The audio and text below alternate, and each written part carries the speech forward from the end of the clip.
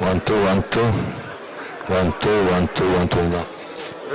I put the wireless. Okay. When I make interview, I change. No problem. Okay? No problem. But 5 minutes before they begin, I put here. Okay. Okay? No problem for you? Yeah. Thank you. Okay.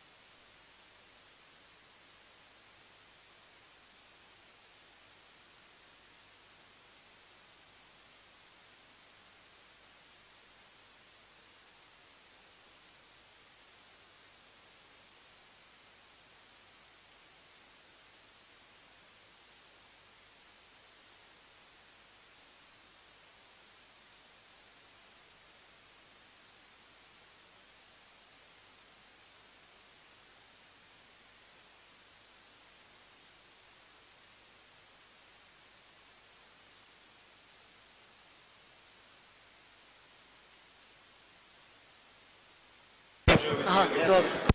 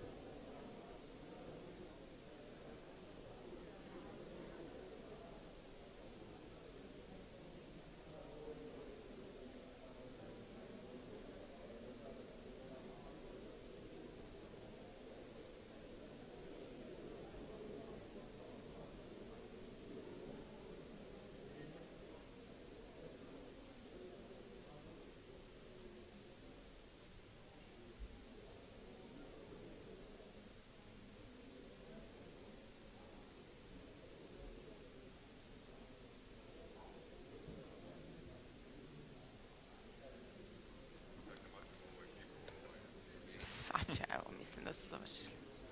I hoćete suptilno da im pokažemo. Već vidimo da nemamo neke govornike, a? Kako? Za malo telefon nisam isključio. A gde je moj...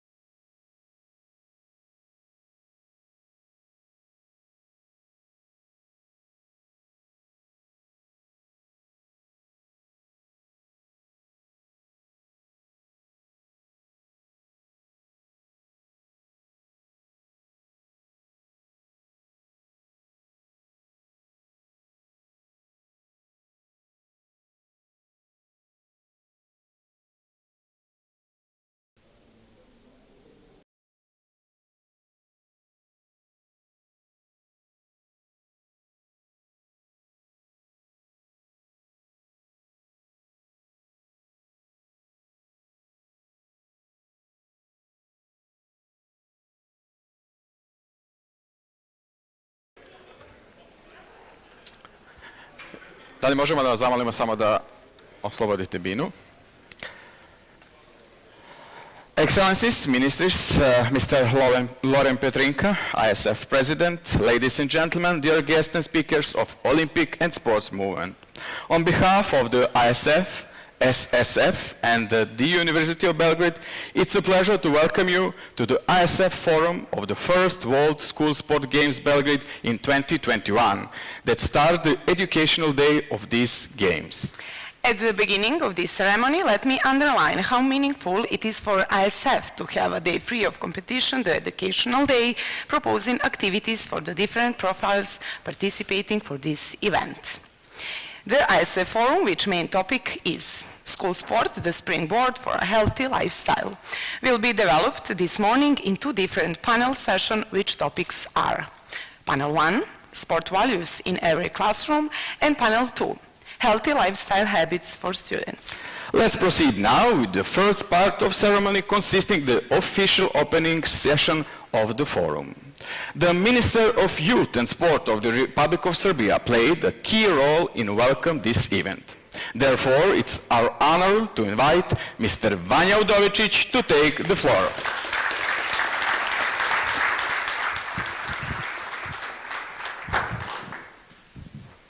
Poštovani predsjednici svetskih, evropskih federacija, nacionalnih saveza, dragi gosti, dame i gospodo. Dear presidents from all over the world, dear representatives, please welcome today at this press conference. Nemamo baš mnogo prilika da se ovako družimo i da imamo priliku da uživo razgovaramo o najvažnijim temama današnjeg društva. We don't have many opportunities to meet and talk about very important topics of today's society. I zato sam izuzetno ponosan što u Beogradu možemo da organizujemo ovakav jedan forum, da razgovaramo o najbitnijim temama, ali da nakon dugog vremena uživo imamo priliku da razgovaramo. And because of that, I am very proud that today in Belgrade we can hold this very important forum and speak about the most important topics. Složit ćemo se da ovo takmičenje nema baš takmičarski značaj. We would agree that this sporting event doesn't have a big sports importance. Naš zadatak je da omogućimo deci da steknu nova prijateljstva, da nauče kako da pobede, ali kako da izgube, da prenesemo jednu snažnu poruku koliko je važno baviti se sportom. Our main goal is to let children know how important sport is, how important is winning and losing, and how important is to make friendships through sport. Sigurno da svi učesnici ovog velikog svetskog takmičenja neće uspeti da naprave sportske rezultate, ali je važno da u njima probudimo sportski duh i da sport, rekreacija, bavljenje zdravim stilovima života bude svakodnevni njihov izbor. We believe that all of the participants will have amazing achievements. Our main goal is to let them know that sport is important for their lifestyles, for their development, and for their future. U prethodnih 8 godina uspeli smo da povećamo za duplo broj dece u sistemu školskog sporta. In the past 8 years, we doubled the number of children in sports. Da unapredimo sistem školskog sporta u Srbiji, To enhance the sporting system in Serbia, da omogućimo kroz brojne programe i projekte da deca i mladi mogu besplatno se bave sportom. and we made it possible through many programs for many children to be able to do sports. I zato sam zahvalan Svetskoj federaciji koja nam je omogućila da organizujemo ovako jedno značajno svetsko prvenstvo i da budemo prvi koji će, siguran sam, dokazati da smo sjajni domaćini i pomeriti granice u smislu organizacije međunarodnih takmičenja. And because of that, we are very grateful to the International Federation for letting us hold this event for the first time, and we are looking forward to all of the events coming up. Želim vam uspešan boravak, želim vam uspešan forum i nadam se da će svako uspeti u svom cilju da svojim delovanjem, svojim postupanjem omogući da đaci, da školarci, mladi imaju najbolje uslove da se bave kako školskim, tako i rekreativnim sportom. Uživajte, hvala vam. We wish you a nice stay, a nice forum, and we believe that scholars will have many opportunities and be available to do sports, and we look forward to this event. Thank you very much. Thank you to all and welcome to Serbia and Belgrade.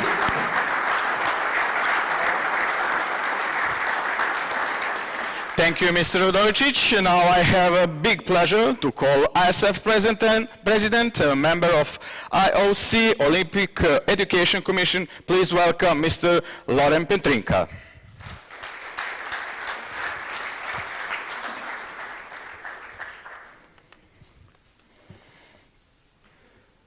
Dear Minister of Youth and Sport, dear Mr. Udovicic, thank you for your words of introduction. And it moved us in ISF and all the family that is gathered here to hear from you, to be hosted by you. I will come back to your speech just in my words. Dear colleagues of the Olympic family, dear colleagues from the International Federation, international stakeholders, dear colleagues also from all the country, dear member of the Serbian School Sport Federation, thank you, dear President, for the hospitality and hosting us, dear sports colleague.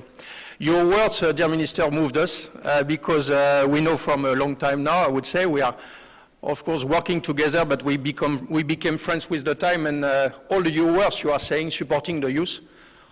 Serbia not only hosting the big events in the world, I mean on the professional side, but also never forget the education, the youth. It is exactly the works we are sharing with you, and we will exchange today about this. But I can testimony the fact that you are always supporting this policy, that you are doing in best in your country with the support of the President. So really deeply, in the name of all the ISF family, we would like to thank you very much. It is true that I am very particularly delighted to open this forum with you, because of course in ISF we have a lot of challenge to have after the COVID period, of course, but one of the challenges is to be sure that in every event that we organize, we are able to organize an education forum in order to share, to have experience, to exchange with all the stakeholders, specialists in the world, and I am happy about the program today because we will have a lot of information and a lot of debate. Indeed, we never had so much information about the situation of health of athletes, of young generation in the world. Indeed, also, we never had so many tools existing in the world, the tools to contribute to the well-being of the population. And we never had so much information, in fact, about the importance for the young generation and for the broader population to be in good physical health. But despite this information, tools, etc., the challenges are still very complicated because not only with COVID, but the activity constantly decreases while the obesity and the problem of health, including for the young generation, constantly increase. That is why today we will have to challenge globally two topics, and these two topics will be our exchange. Knowing the fact that 24% of the younger our group are engaged in sport and physical activity at school or university, we must admit that the situation is very serious and even alarming. On the other hand, 45% of the young Europeans say that they don't practice sport more regularly due to the lack of time. So we will have to tackle two challenges mainly today. First of all, the sport values in every classroom. Second of it, healthy lifestyle for all.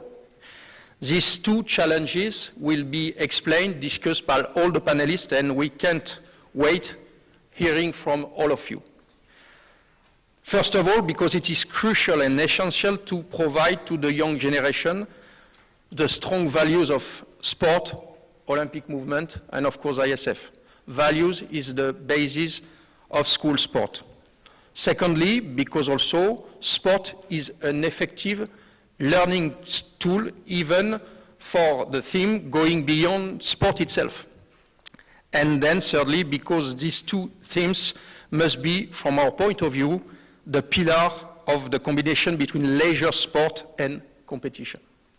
And I think that this event, Mr. Minister, dear President, with the fun and skill zone and with the competition is exactly the testimony of our policy, of this policy. Having said so, school sport must be the place where the kids, the athletes, the pupils, discover, learn, understand each other, the role of sport, and the role of sharing. Increasing the quantity of physical education, strengthening the role of organized sport, fight the drop of physical activities, contribute to gender equality, which is a big challenge in this time, cross-collaboration about all the stakeholders that are in this room.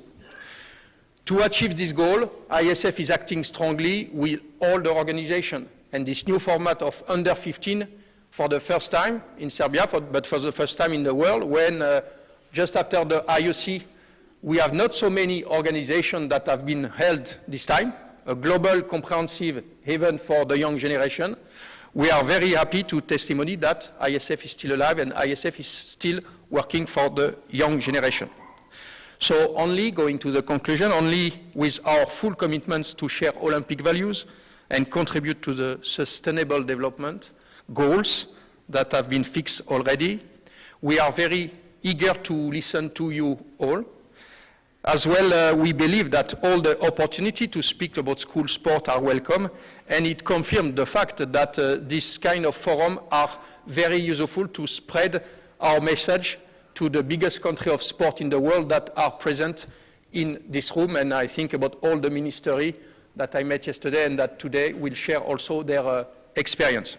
So lastly, let me thank again the Serbian Ministry of Youth and Sport, the Presidency, the Serbian School Sport Federation, to have put all the means and saying that beside the professional part, we are so happy, in fact, to be again on the stage and to be able to gather so many pupils sharing the sport values and the Olympic values. Thank you very much.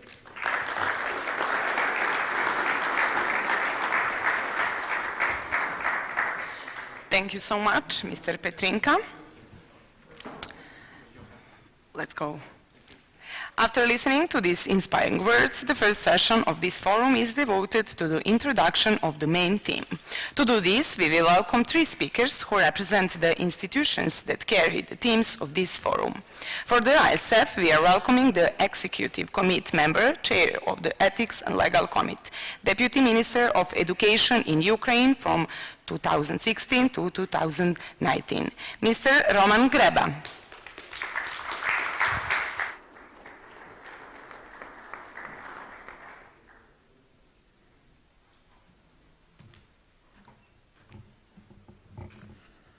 Hello, dear ladies and gentlemen, dear friends. I'm very proud. It's a great honor for me to be here today. And, you know, I'm proud of what we do. And I want to tell you a few words about ISF. I'm sure all of you knows what is ISF. But let me tell you a few words about us, about our activity, about our vision, about our goals. So what is ISF? First of all, ISF is a school sport.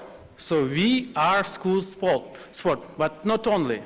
School sport is just a part of our activity. We were,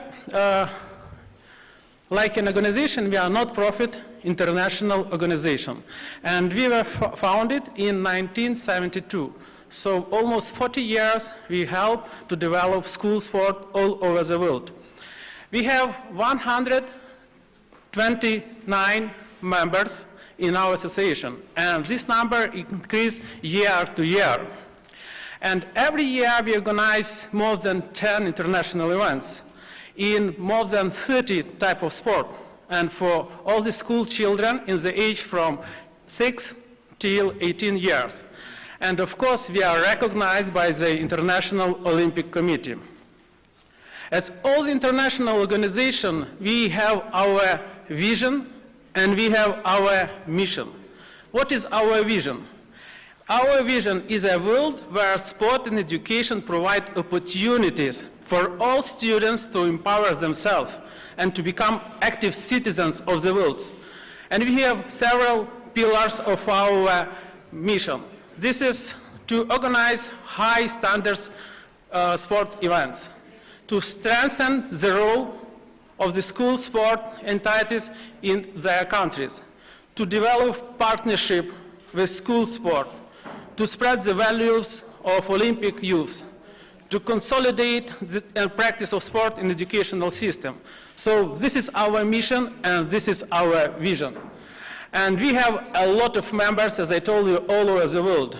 We have 37 members in Africa, from Africa, 20 members from America, 24 members from Asia, and 38 members from Europe, and 3 members from Oceania.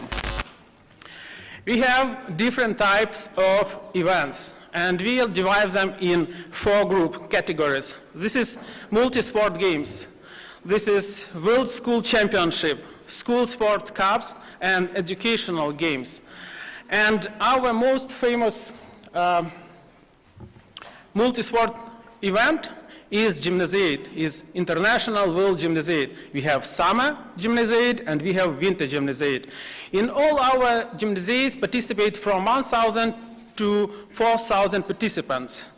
And there is a different type of sport. In World School Championship, we have single sport. On single sport, for example, like International Football Championship for school children, or for basketball, or for volleyball. We organize them every 2 years in different countries. School Sport Cups, this is like single sport event, and this is team and individual sports, and educational sport games. Educational games, this is more for the development of the soft skills of our students. In our Gymnasiade, in Gymnasiade we have up to 14 different sports in different categories. And of course we have some educational activities. This is Fun and Skill Zone.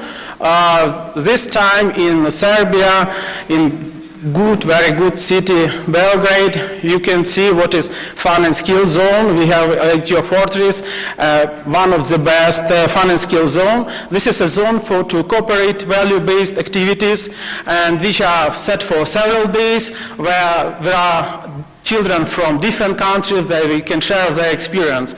We organize different forums. This is to exchange different opinions, to present people, to present some vision, to present ideas, to discuss ideas. We have sport clinics. Sport clinics, this is to develop special skills in different sports. We involve different experts from International Federation and from the National Federation to explain the peculiarities of this or that sport. And of course we have seminars. At the seminars, this is more technical one. This is for our judges. This is for people who organize the event.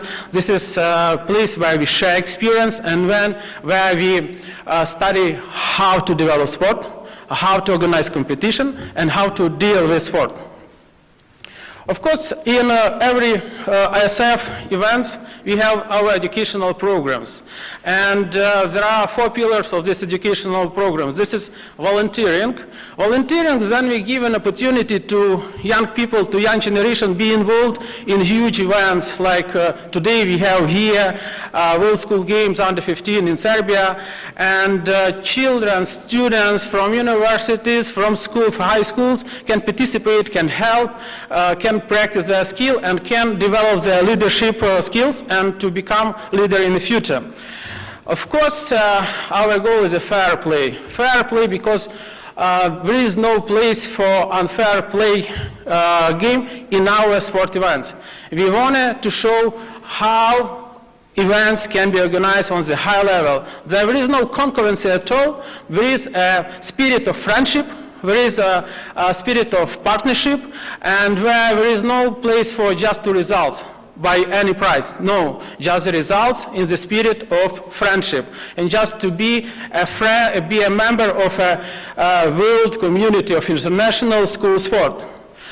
Of course, one of our pillars is also gender equality, because we know it's so important to increase the role of women in the world, to give them equal rights with men, and to empower girls, to empower boys, and to make a situation where everyone are equal, boys and girls. That's why in our events we also add this value to every event. We organize mixed team. We have special events where we combine girls and boys in one team and give them a possibility to empower themselves, to develop themselves. Of course, our next pillar, this is safeguarding. Because we understand that for modern population, for modern generation, they have lived in a safe environmental. And this should be in their nature, in their spirit. And we want them to be involved in this process, to understand how important to care about our world, to help our world to be safe, to be clean, and for next generation, which is now. Here you can see a few photos from our events, from She-Runs in Paris. It was a huge event with huge success, where more than 500 girls from all over the world participate in Paris, wonderful place, near Seine, near Rive, and our children were really happy because it was not a competition, it was just more like cultural exchange. There we could see they are like people of the same age, the children from the same age, from different countries, and not to compete, but to share experience, and to be in a wonderful place and to participate in the wonderful event. Of course, we have a lot of different partners which help us to develop ourselves. We understand that alone we can do nothing. Just in a partnership we can achieve huge results. And our partners on international level, of course, this is the European Commission. We are very grateful for huge support of all our events. This is Council of Europe. This is Enlarged Partial Agreement on Sport. This is Conferment. This is Congenes, and different other organizations.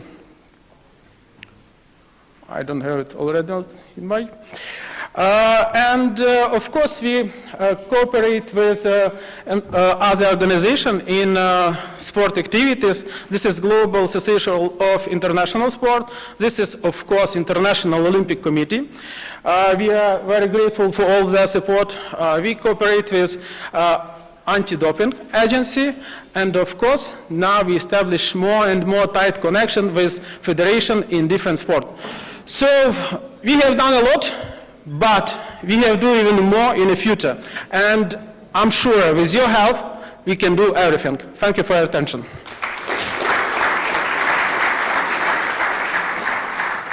Thank you, Mr. Greba. As you know, school sport is about education and sport. Who better than the ministers representing the host country to address you? I am inviting First Deputy Prime Minister, the Minister of Education, Science and Technological Development of the Republic of Serbia on the stage. Please welcome Mr. Branko Ružić.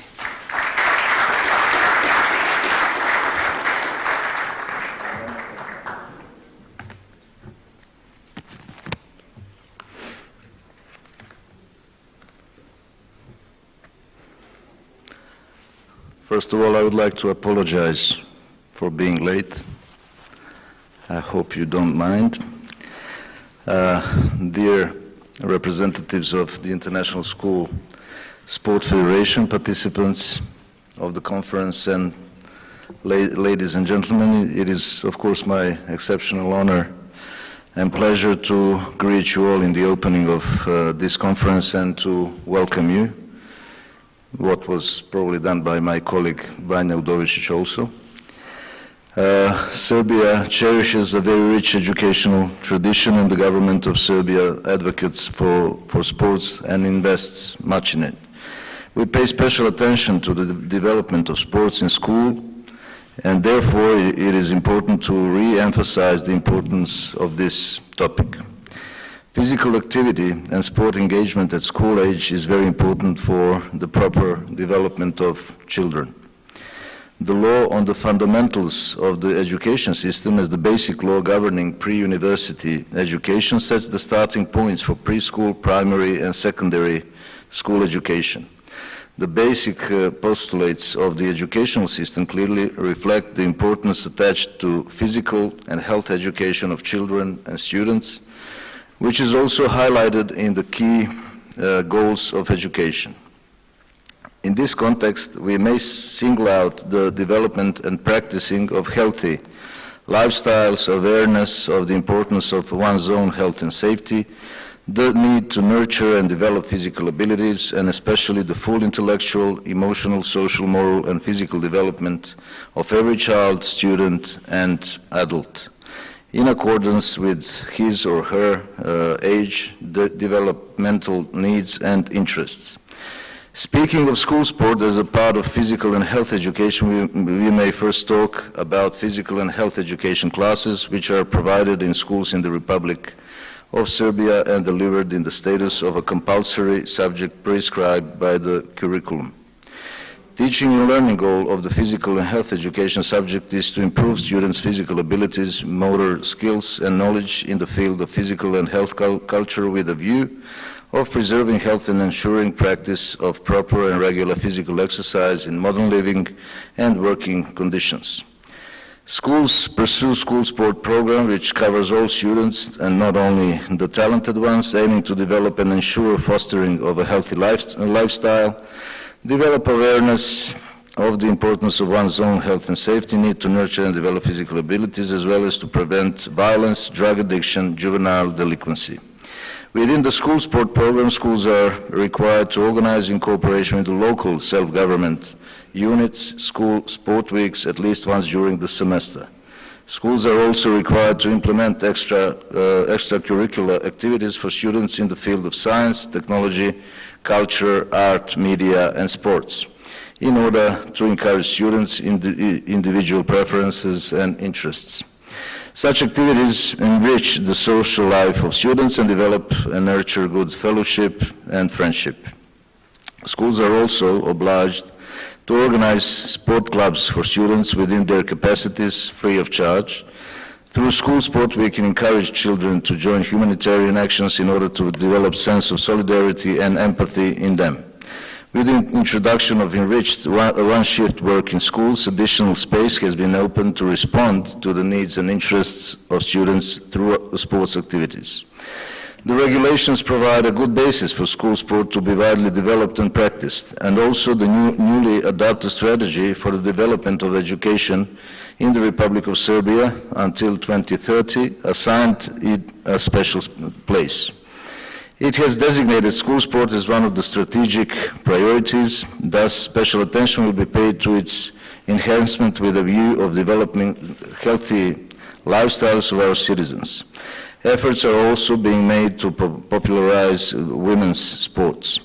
The Ministry will provide support to schools by developing expert instructions for the formation of school clubs, making an analysis of the existing infrastructure for school sports, and proposing methods for the improvement of the infrastructure for these needs.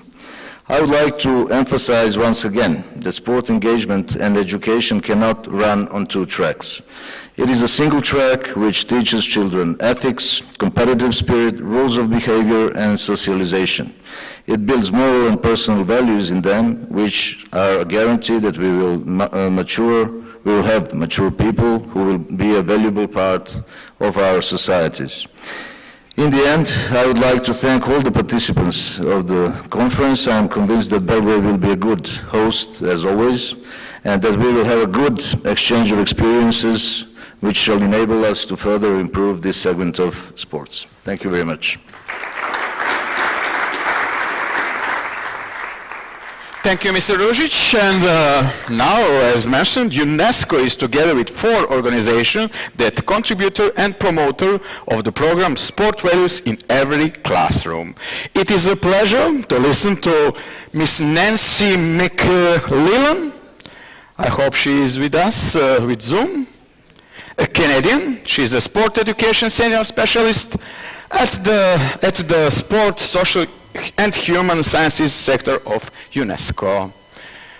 Miss Leland is with us. Good morning. Good morning. Thank you so much. Hello. Can you hear us? I can hear you. Can you hear me clearly? Yes, thank you. We are ready to hear your words. Great. It's a real pleasure to be with you today. Thanks so much to the International School Sport Federation for all the hard work bringing us together and for developing what is an exciting and topical agenda. The 2 themes of today's event, promoting healthy lifestyles for students and using sport values in every classroom, really sit at the heart of UNESCO's work in sport, our work in quality physical education, and our work in youth empowerment. And much like some of the previous speakers have said, increasing participation in sport and in values education through sport is even more important in light of what we can already see are the physical, mental, and social impacts that have been brought about by the COVID-19 pandemic. So just before going into the details of how we work within sport, how we use sport at UNESCO to promote healthy lifestyles, to build resilience, and to boost recovery efforts, I'm going to share a quick overview or introduction to UNESCO for those of you who are not yet familiar. So UNESCO is a specialized United Nations agency with a membership of 193 countries around the world.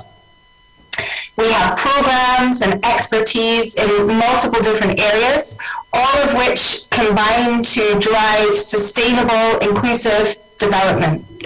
We are particularly well known within the UN system and beyond for our work connecting research, evidence, data with policy and practice change. We've done this in quality physical education and in health education, and we're looking to expand our insights and our policy impact via our new flagship initiative, Fit for Life, which I'll present in a few moments. So UNESCO is the lead UN agency for education, and as well as education, COVID recovery efforts in education. We focus on developing systems and equipping stakeholders within them to deliver inclusive, empowering, and innovative curricula. And this work is informed by our unique data sets that we have on education and on school health. We're also the lead UN agency for sport and physical education. We have impact-oriented programs, we have global data sets in quality physical education, and soon, shortly, in sport. And we have cutting-edge research using our networks and observatories. We have, like Women in Sport Observatory, which is being established in Switzerland. We have a track record of connecting evidence with the development of globally recognized standards, and what helps us in these processes is our intergovernmental mechanisms. We have an intergovernmental committee for physical education and sport, CEGEPS, and we hold a biennial ministerial forum, MINEPS, which brings together different kinds of stakeholders from governments, the private sector, and expert groups to connect again, make this connection between data, evidence at the grassroots level, and policy change. You can also see on the slide we have networks in addition to the government networks. We also have grassroots networks of young people, educators, schools, and universities. So having introduced UNESCO now, I move down into the details of our work, particularly in sports values and the promotion of healthy lifestyles more specifically. We use a values-based approach in all of our interventions, particularly those that we run in schools and with students. Over the last years, we've worked actively with different stakeholder groups, particularly major sports organizations, in an education partnership, and we've developed a package of practical resources which promote the value of active learning and which support the delivery of sports values education in every classroom. So the resource package, and you can see some of the thumbnails on the screen, the resource package centers on a teacher toolkit. And the teacher toolkit has been designed to engage young people through active learning, movement-based classroom activities, which also help teachers instill some of the core values that we find in sport: respect, equality, inclusion. The toolkit has activity cards for teachers to use and integrate in existing lessons, and we target an age range of 8 to 12 years old. We have the materials in English and French and Spanish, and we already can see the pickup of this material around the world. So we at UNESCO advocate for sports values education as something which has huge cross-curricular potential. And we need to start thinking beyond physical education and traditional sport places within the curricula to encompass active learning styles in all subjects across the school day.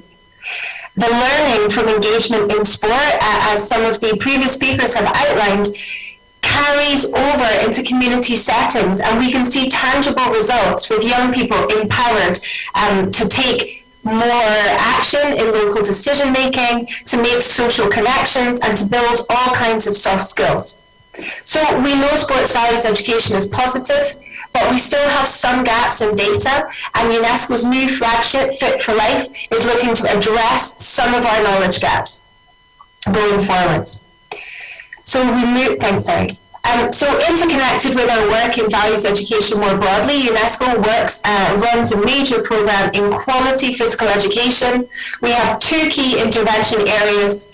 At the national level, we support governments, develop quality and inclusive PE policy frameworks. And at grassroots level, we equip educators and practitioners with the tools and the trainings that they need to deliver quality programming and advocate for their needs. All of our work in PE is evidence-based, and it addresses the real needs that we hear from teachers and students on the ground. A way that we gather these testimonies and this information is through our unique international survey, where we collect data on PE policy and the provision in classrooms from teacher responding groups. So a lot like our work in sport values education, our program on quality physical education really focuses on using data and evidence to support stakeholders to develop and deliver inclusive, child-centered PE, which is well integrated with the outcomes in health, in education, and in the quality frameworks more broadly. And we have, similarly to values education, developed a host of practical resources which have become the go-to for policymakers and practitioners. And you can see some of those on the slide. We have policy guidelines, right through to most recently a policy advocacy toolkit for young people to engage in the development of physical education policy in their country to make sure it's relevant to their needs. We piloted these tools successfully in 4 countries around the world in the last couple of years, in Fiji, in Mexico, South Africa, and Zambia. And we saw some great results in all of the countries. There was an inclusive and participatory revision process. In Fiji, for example, we engaged close to 1,400 students, over 300 teachers, and close to 1,000 parents in the policy revision process. This really changed the content and added different details and components that weren't previously thought of if we had pursued a top-down approach. In Mexico, for example, we had really successful cooperation between the public and private sector, with Nike providing critical support in addressing implementation gaps in certain schools and certain regions. So Fit for Life, this flagship I'm going to present in a moment, is going to scale up this good work and the promising results that we've achieved in quality physical education more broadly. But before going into those details, I want to just talk about what underpins our work in quality physical education and sports values. We have a unique global data set which combines data from policy and from practitioner levels, as I mentioned a moment ago, and which allows us and partners insights into current challenges at the policy and practice levels, but also about emerging challenges so we can preempt things as they arise, before they arise. The last edition of the survey was administered earlier this year and captured data from 117 countries around the world and 2,100 PE teachers. We're currently analysing this data with our lead partner, the International Federation for Physical Education, FIAP, and we're looking to publish the findings in different formats by spring next year.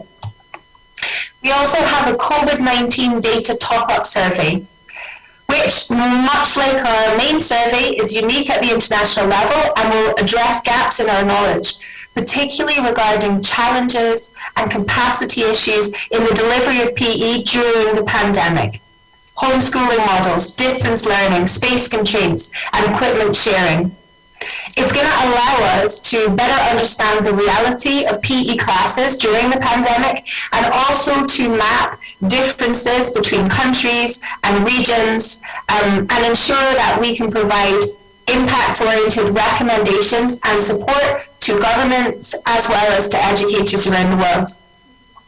It's also going to help us build a picture around the impact of COVID on teacher health, physical but also mental health, and the perceived impact of COVID and the related lockdowns on students' physical and mental health, which is increasingly becoming an issue.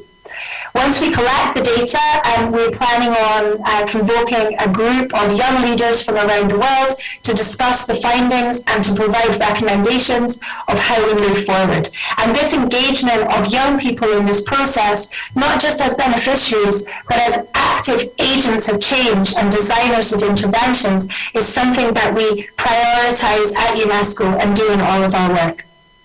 So although we're trying to understand the scope and the scale of the impacts and the challenges brought by COVID, we already have some understanding of what the key challenges are emerging. COVID-19 has spotlighted the value of good health and resilience, physical, mental, social, and economic. We can see that mental health issues are skyrocketing and that physical inactivity, which was already pre-pandemic at epic levels, is increasing further. So we know that the impact of the pandemic is going to be catastrophic, and actually that it's going to reach far beyond health to encompass broader educational, social, and economic crises.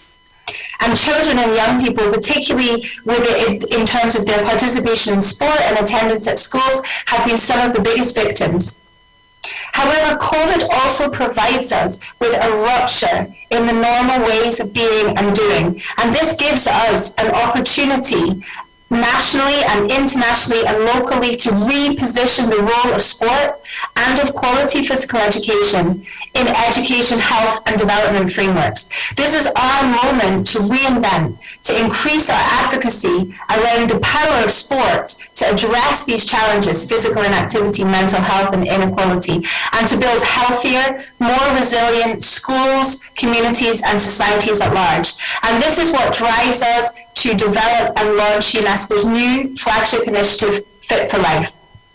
So Fit for Life is a partnership compact which centres on sport and sport values education. It represents the culmination of our in-house learning, as well as the learning of our partners and the experiences of governments and grassroots leaders that we've consulted. It's been designed to tackle those three challenges that I just mentioned: physical inactivity, mental health, and inequality. It has 5 key objectives, which you can see on the screen. We want to increase participation in grassroots sport and quality PE so that we can reduce inactivity. But we also want to use values education and active learning to empower young people to promote equality and to build their skills. We want to support the development of quality and inclusive sport policies which connect with outcomes in overlapping policy frameworks, health, education and equality. And We want to support and equip teachers and educators deliver the curricula that we've designed. And last but not least, we want to build the evidence base about the value of investing in sport to deliver outcomes across multiple sectors. So a huge part of these objectives will be building the evidence, collecting meaningful impact data. And this is going to be what we focus on next year in Fit for Life. We want to try and address existing global data gaps, some of the ones I mentioned, the connection between sport and biomarkers in mental health, in socio-emotional resilience. We want to measure the impact of sport on soft skills development, equality outcomes. We want to integrate existing data sets, and we want to document high-yield investments. And critically, we want to create a feedback loop between the interventions we're all implementing on the ground and the policies that we develop at national and at global levels. So the scope and the scale of activities is broad and will only be achieved through close partnership which combines our ideas, our energy, our learning, and our expertise from sport, education, health, youth, and equality sectors. Fit for Life is a multi-layered implementation framework that has different entry points for governments, for educators, for young people, for private sector actors, and for academia. And we invite all of you to join us in this flagship to help use sport and active learning as a way to boost resilience and to build back better. The collaboration and the interconnection is really at the heart of Fit for Life, and what we hope will also provide the flagship with sustainability going forward so that the ownership can be felt at the country level and at the local levels. We want to build on and add to existing cross-disciplinary science and grassroots practices. This is why we're working at these two levels. Fit for Life will have an international, impact-oriented coalition, and you can see some of the details of. They'll be bringing together this coalition, public and private sector actors from across these ecosystems I keep mentioning, to lead the work at the international level in the data collection and advocacy and in the development of global standards that help us better harmonize and create coherence in terms of the work we're delivering at the grassroots level. And then at the national level, we're going to be working in countries, in a range of champion countries, to improve or revise sport policies, support governments develop integrated strategies across ministries, and of course to get kids moving at the grassroots level with various different types of curricula, as well as to revise national curricular frameworks to mainstream sport education, sports values education, and quality physical education. By connecting these spheres, health, education, and sport, we're going to be able to better amplify our impact. So, where to next? If we move to the next slide. In conclusion, for my presentation, we just want to summarize some of the points that are really critical for us to reflect on today and in the other conversations and dialogues we're having at country and at international level. We need to develop systems and environments that embed the promotion of healthy lifestyles. It's only by coming together that we're going to be able to create more impact and awareness of the importance and the value of investing in sport as an accelerator of multiple different outcomes. We need to build more evidence around the investment potential. We also need to build our narratives collectively. We need to make sure we come together and we frame our messaging constructively. We also need to establish clear objectives and evidence-based messaging which are coherent with multiple agendas in sport, but also in health and education and youth and equality sectors. Events like today are critical for us to share resources, data, good practice examples between sectors, but also between countries and regions and actors. This is a critical opportunity for us to connect our spheres of influence and our learning. And we need to use windows of opportunity or teachable moments like the current context and the pandemic so that we can make the case for sport and reposition it as a driver of recovery, but also as a central part of any development model.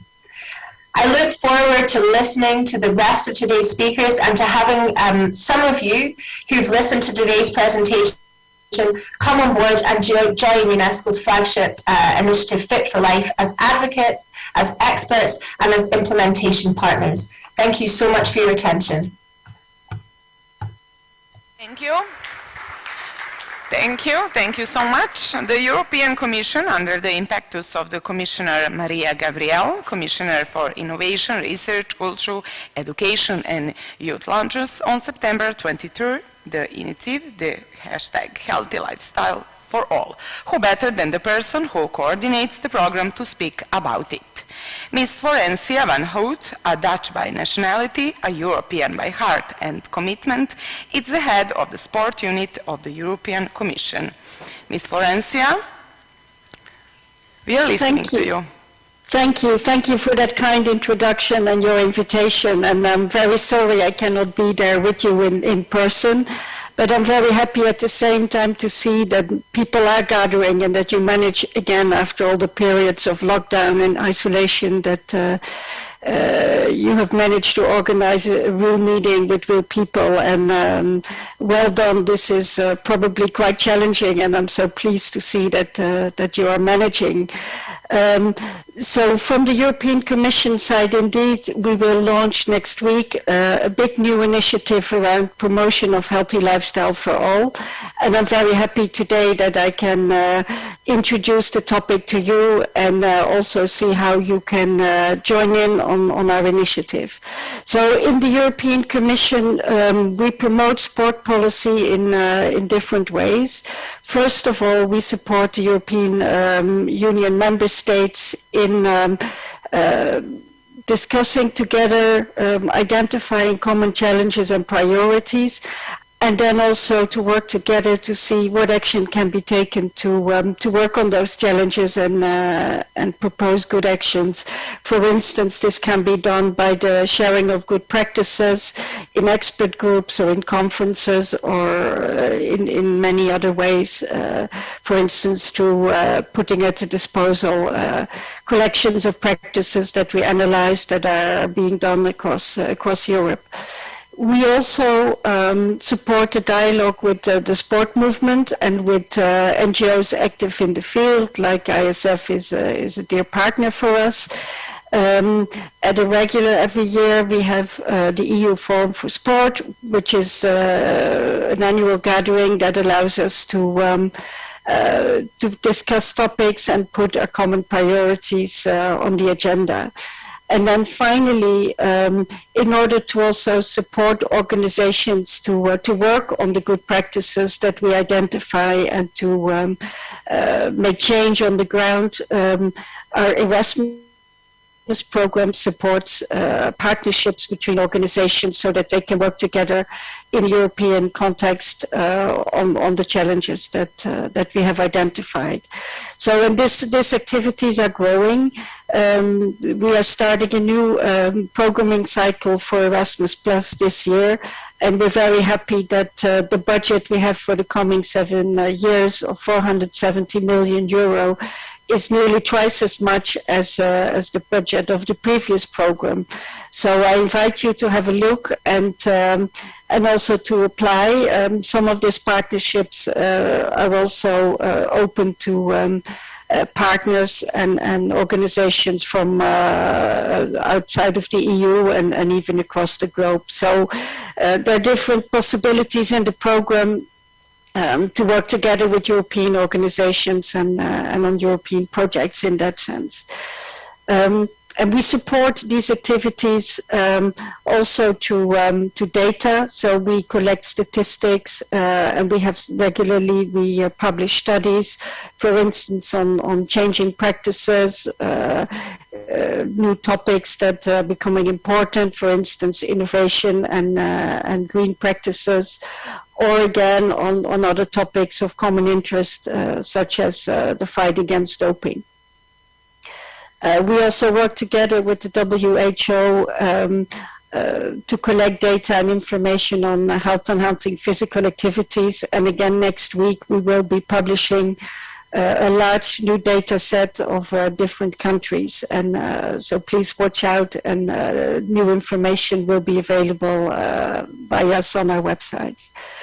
But when we talk about priorities, and this word has already come up a lot this morning, we all share a concern for our lifestyles, and we all share a wish to promote healthy lifestyles. This is also very much true for our commissioner, who will, as the moderator already mentioned, next week launch a new initiative called Healthy Lifestyle for All. And the awareness for health is very high. During the lockdown, many of us have been deprived of our regular possibilities to practice sport, and this was definitely true for children who couldn't go to school, who couldn't move, who couldn't practice their hobbies, and who were not able to develop their motoric skills and enjoy the sport which they were used to do. So we know schools are gradually reopening, and this is thanks to the great efforts of schools. But of course, the virus isn't gone, and the conditions in which children can go to school and be active are not yet back to what it used to be before we got to know this virus. So it's a time of reflection and a time of reopening. So my take on this is that let's take this as a sign of hope, that we can hopefully look forward to a brighter future, and to reopening sport, taking on the lessons that we have learned during the pandemic, looking at the creativity of many people to offer sport activities and trying to find ways of being active, even when we thought this was impossible. So this is a moment to look forward and to do everything in our powers to raise awareness for the importance of sport and physical activity. And next week in Europe, we will have the annual European Week of Sport, which is entirely built around the message to be active. And this Week of Sport is there thanks to our partners, to the national coordinating bodies all across Europe, who help us reach out to people there where they are, in their local clubs, in the cities and towns. As a European institution alone, this would not be possible, and we're very happy that we can work together to offer such promotional activities to all Europeans. And I'm also thankful here, ISF again is one of our trusted partners who make this week happen, and we look forward also next week to working together with you to have a great week, to reach out to many. Every year we reach tens of millions of people, and we really hope that we can do so. And this year again with the message, yes, we can be active, we can be together, and we can promote sport. But our initiative is also about looking at barriers, because it is one thing to motivate people, but it's not always that easy. For some people this comes naturally, but other people are facing barriers, and these barriers can be many. These range from financial barriers, because going to a club could be expensive, or it could be far away if there are no facilities in your neighborhood.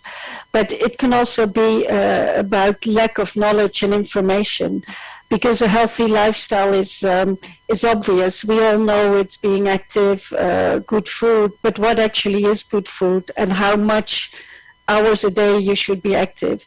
These informations exist. There is a lot of knowledge and research, and we have just heard from Nancy, there are plenty of tools and evidence that is being developed, but it doesn't necessarily reach everyone. And we also, when we look at overcoming barriers, we have to take into consideration this is about money, it's about capacity, but it's also about having fair access to information. And again, doing so, reaching out to everyone where they are, is something that only can be done by collective efforts and putting in place the channels and setting up the networks to allow everyone to be connected and to be involved.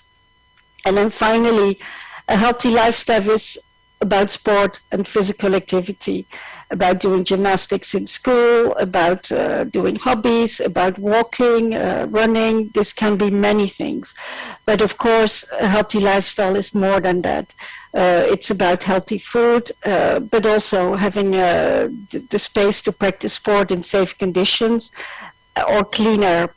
It's about bringing together different partners, the world of sport with education, which you already do so well, but also bring in health practitioners, doctors, researchers, both from a side of maybe biomedical research, but also psychological or other research. All of us together, we can be much stronger in seeing how a healthy lifestyle can be promoted, how to motivate people, what are exactly the barriers, and how can we tackle them and break them down. So this common aspiration for healthy lifestyles is not only something we express here together, but it's also can become a reality on the ground. And for this, we need to work with partners, and this is why Mrs. Gabriel invites all organizations, all partners, to join in this initiative and to put all our strengths together, so that everybody, through their own special talents, essence, and capacities, can contribute, and that we can bring this together into a concerted and coherent action that really can make the change that we want to see.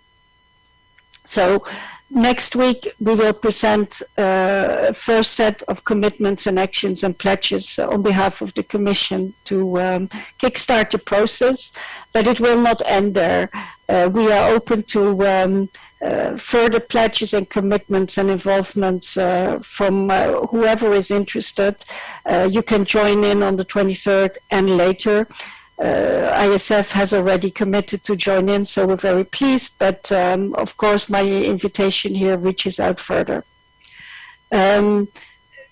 This will also, I can unveil, include attention for schools, because I think we all understand sport and education is important for children, and it is also, schools are a very, very good way to reach out to all children, no matter what families they come from or how they are supported and whether they have the means and access to sport or not. But everyone is in school, so this is a great way to reach out to people and to promote healthy lifestyles there. We are doing a number of activities already to focus on healthy lifestyle and fitness for children to our education policies. This August, this summer, the Commission made a proposal for a recommendation on blended learning, which is of course something that we all were forced to learn about during the pandemic, but it is also something we know will stay with us some way in the future, because technology can help improve education. And now is a good time to reflect together on what are the best tools in making this happen. And in that, there will be attention also for the mental well-being and emotional conditions for children. And so this is also a recommendation and activity where you may want to take a look and see how you can contribute to your activities. There will also be a new expert group on mental well-being in schools. And again, but your work may be very interesting for these activities.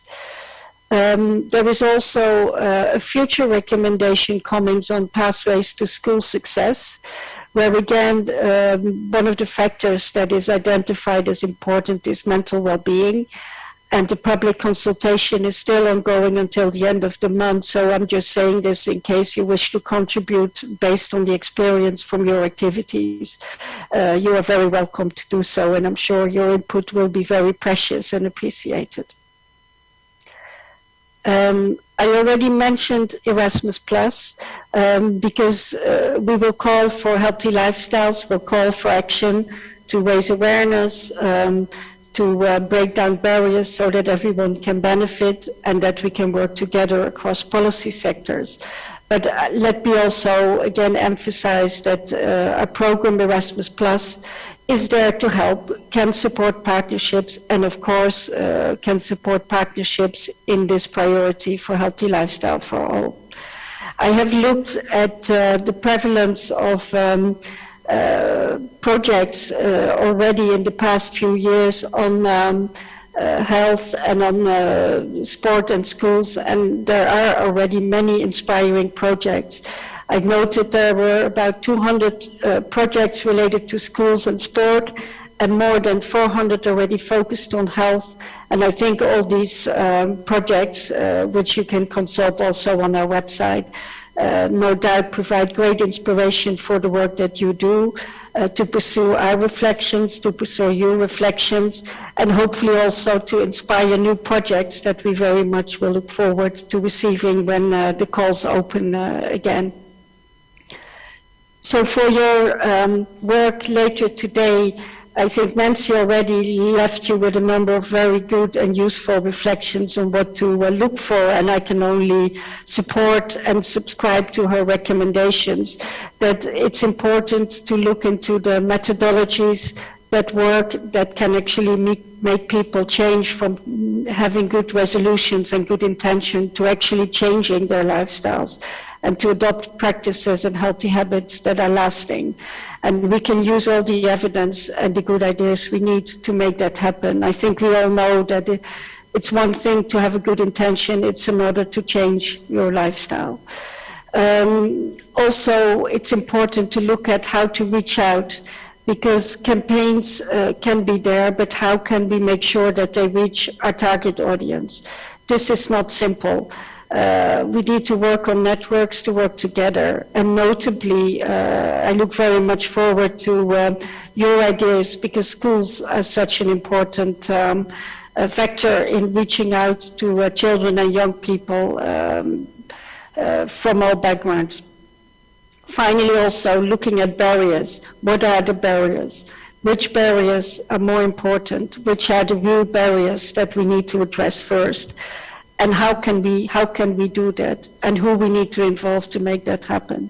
Because barriers when it comes to finances or social disadvantages or difficult groups in the population to reach, we will probably need to seek further partners to help us to get in touch. And then how to bring people together. Because from policies, we are wishful to have cross-sectoral approaches to work together, to team up, but this again requires effort and the building of structures that can actually allow all policymakers, be it in a European level, international, national or local level, to work together.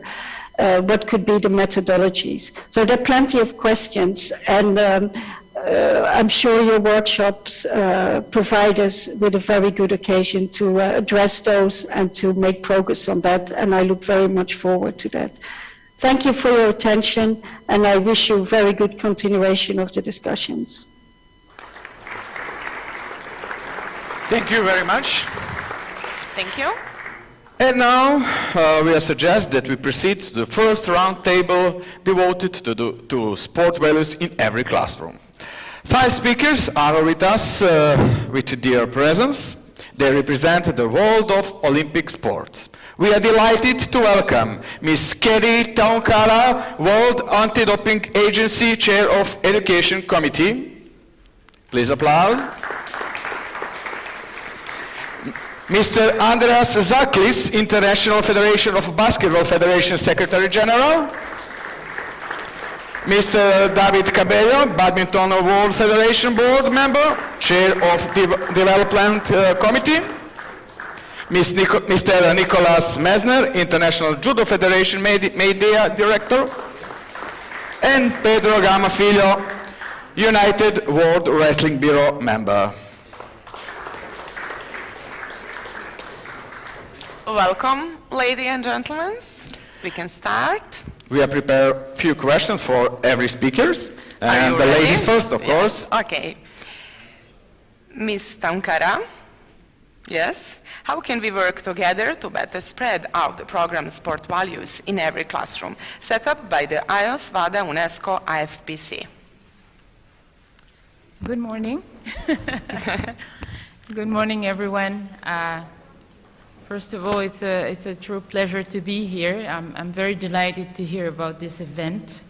And having also competed at a school level, I'm very jealous because I was a French champion in basketball 3 times in school sports and never got the opportunity to attend this because I was playing also elite at the time. So I'm quite jealous and very happy to be part of this, this event and also to be here and advocate on behalf of education and clean sports is really very important to me. So thank you for your question. I'm so happy for the intervention of Nancy before because I was going to promote the sport value in every classroom toolkit that we have in collaboration with the UNESCO. So I'm so happy that she highlighted already. So that's one of the ways that WADA wants to engage in education when it comes to values in sport is through such initiatives because we believe that education should be a collaborative effort. So this toolkit, again, I'll repeat that it's free.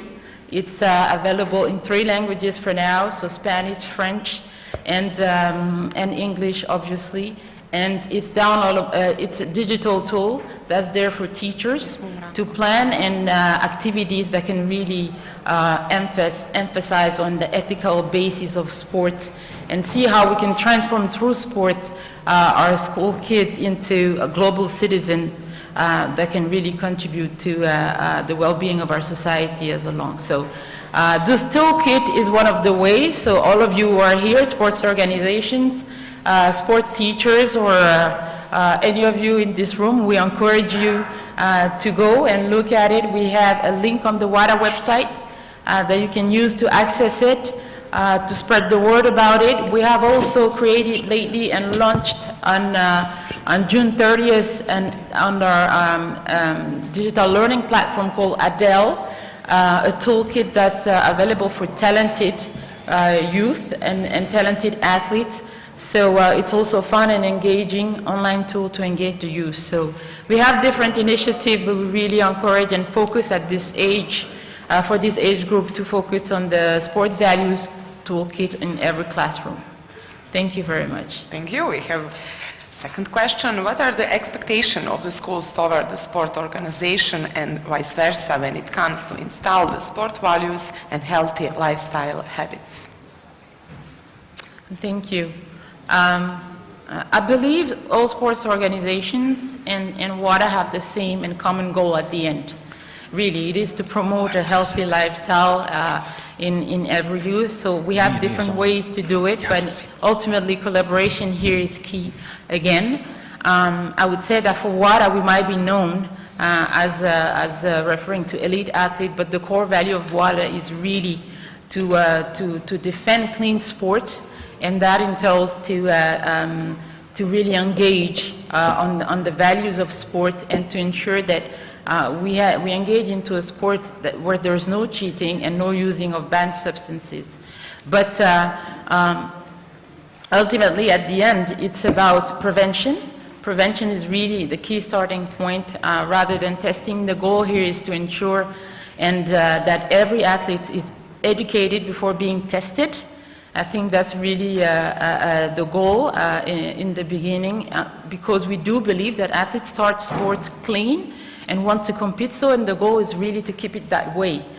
So the way WADA wants to engage is have education first. So we have a big revolution in the code this year, I must say, when it comes to education, because we now have an international standard for education who has been launched as part of the new version of the WADA code, which entails every stakeholders and sports organizations and NADOs to have in their anti-doping program an education program that they will develop, that they will deliver, and that they will monitor. So we want to be the enablers of that as from the education department and with the committee.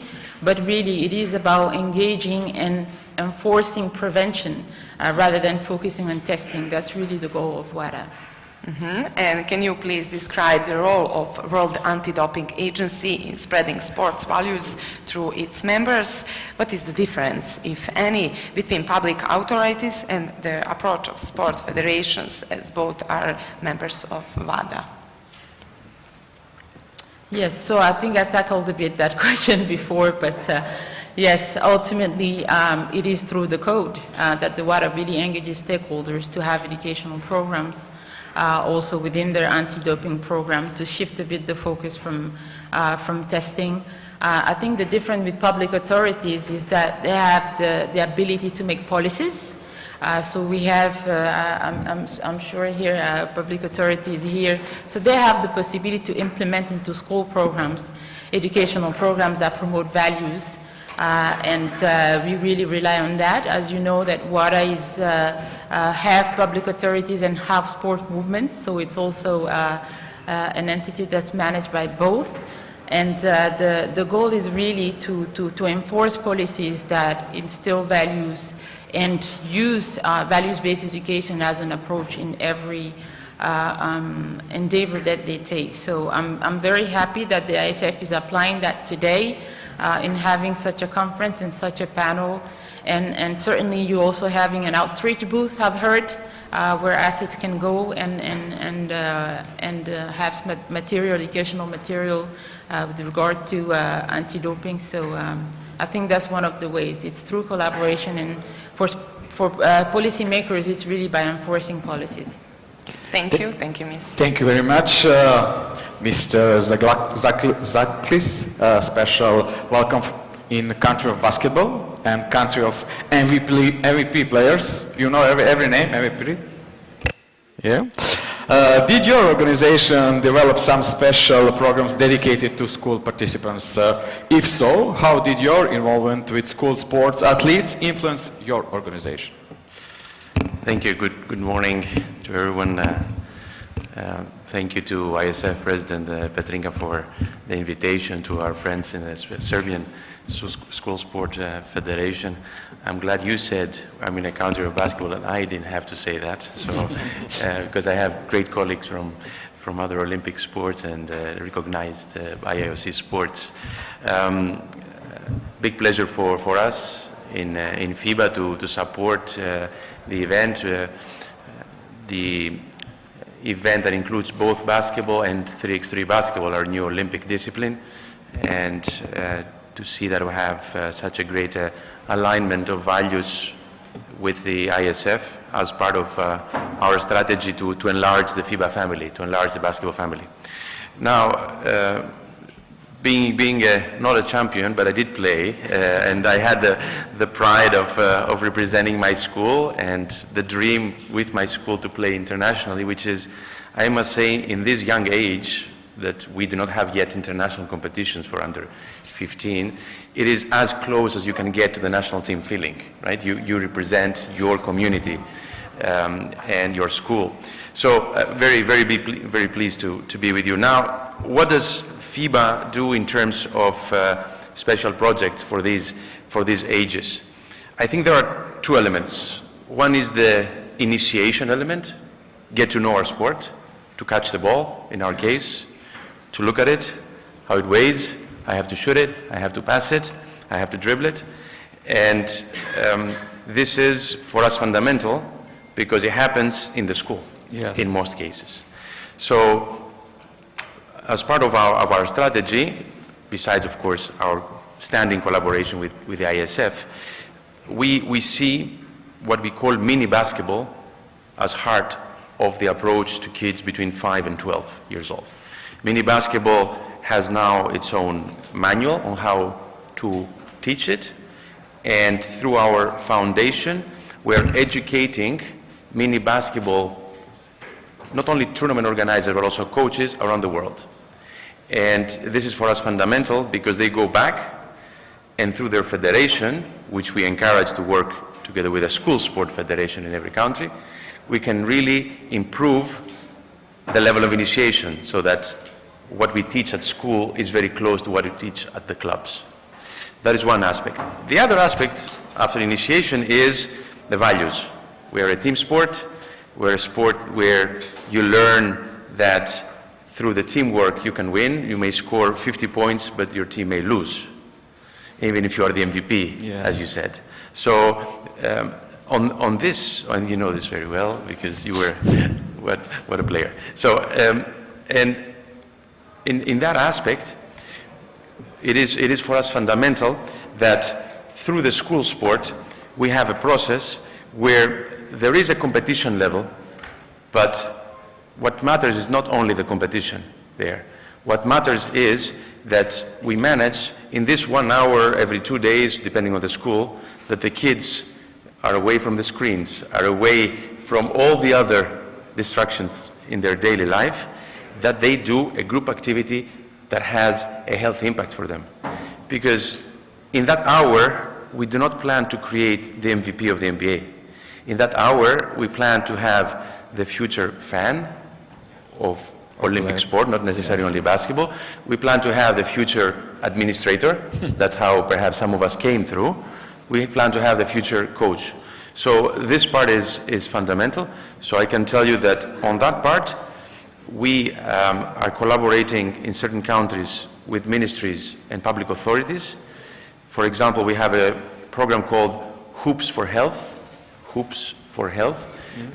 to counter obesity in certain regions where we have identified very high level of obese kids in the society. So we're always happy to invest in that as long as we have local strategic support. You already asked on my second question, but I have another one. Taking into consideration that in huge numbers of schools, there is at least one basket. How is your organization dealing with the leisure of competition and values when it comes to your sport? You mentioned the basket. So this is usually one of the first things you see entering a school. In the schoolyard, there is usually a goal or a basket, not to be too selfish, or a net, or... For Mr. Tanaskovic, volleyball, please. That's why I mentioned the net. Yes. There, I see two elements. One element is the equipment. I will tell you from a personal experience. I have two daughters. They go to school. They come one day and they said, today we had basketball. And I said, what kind of ball you had? Because if you put the wrong ball or the wrong equipment for any other sport in the hands of a kid, you will have the chance of alienating it. So one of the things we did, we invested a lot in special equipment. We have created, together with our partners, a special ball for the young ages, which is lighter, which is easier to shoot, easier to pass, easier to control.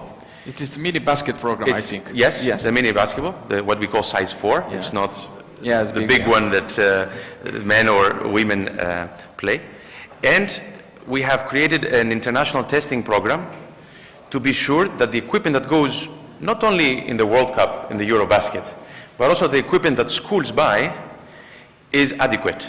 Because we know that through the equipment, through good equipment, depending on the resources, of course, and the barriers, it doesn't need to be expensive. We will not have injuries, and we will have the kids more attracted and more easily attracted. So that's one aspect. The other aspect is the curriculum. So how you teach. And there is what I believe the collaboration between the sports federations and the school sports federations can do miracles. Because if we align really how we teach the fundamentals of each sport, and we just need some fundamentals. We don't need to teach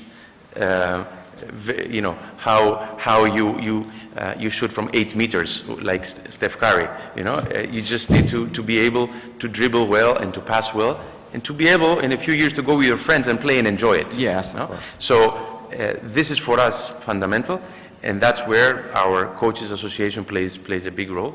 And we have made recently investments in developing a mini basketball manual in that respect. Thank you very much.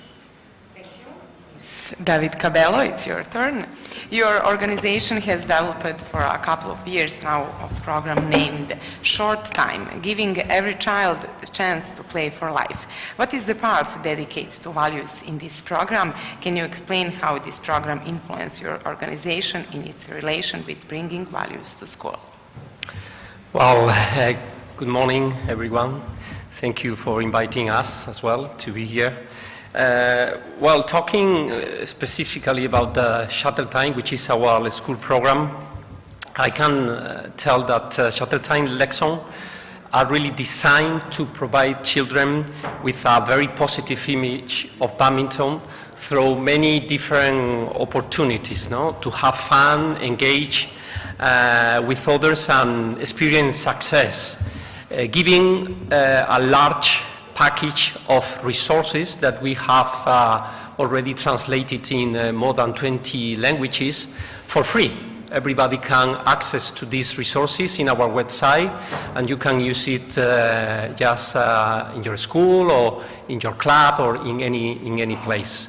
We have also a Shuttle Time app that you can download just now, also for free, and give also the opportunity to the PE teachers, for example, to use all these resources directly at the school in their phone or in their tablet. But you know, the most important is also that Shuttle Time represent respect, equity, and inclusion, which are, let's say, a good summary of the BWF core values. At the same time, embracing badminton diversity and inclusion at the school level will ensure that we represent our global badminton community. And is also ensure that badminton remains as an accessible sport for people at a young age, any kind of ability and background. And you know, it's important to remark also that after 10 years of the development of this sport, we can really be pleased that more than 80% of our member association, which means 148 countries, have implemented Shuttle Time. And that's really a very huge opportunity for us to also, you know, highlight what sport can. And first, can really build character in the young people, but can also encourage emotional growth. But maybe the most important is that can teach to the participant and to the spectators the value of respect, honesty, commitment, teamwork, dedication, and so on. And this is what Shuttle Time represents. And I would like just to highlight also that the name of the school program today became the overall BWF vision, Badminton World Federation vision, which is giving every child a chance to play for life, which means also for us the most powerful tool to develop our sport and to, of course, help our young people to be better in the future. Mm-hmm. And what motivates to your organization to invest more lately in school sport, and how can a sport organization contribute in presenting the sport values in schools?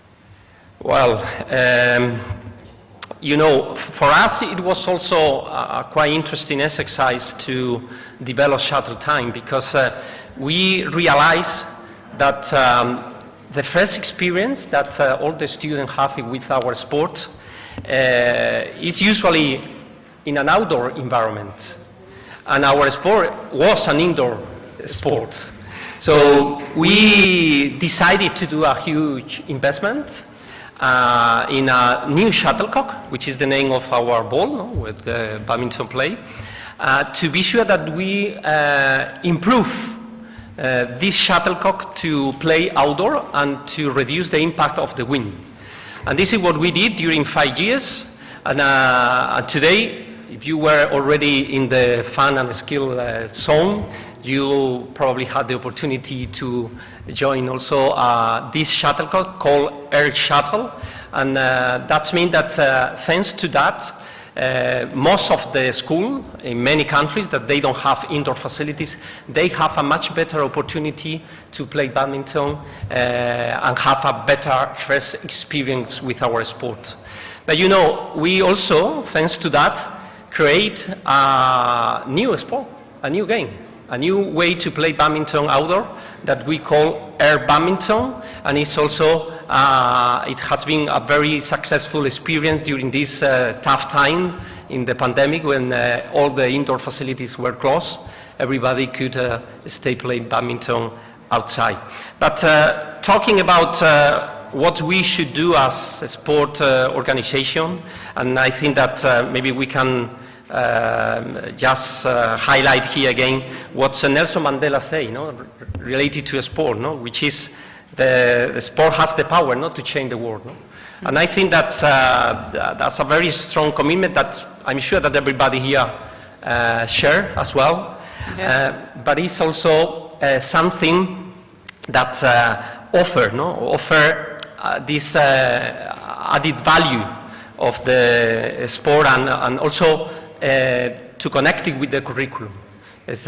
Sport is a very transversal subject that is really very connected with the other subjects and brings many, we have already talked, many values to the young people. But the most important is also to talk about the benefits to practice sport. I think that we have already talked as well, but it's important to probably summarize in three areas. It's the healthy benefits, the educational benefits, but also the psychological and emotional benefits that brings financial benefits, because at the end, if we are able to engage our young people doing sport forever, we are going to reduce also the cost of the sanitary bills and many other things.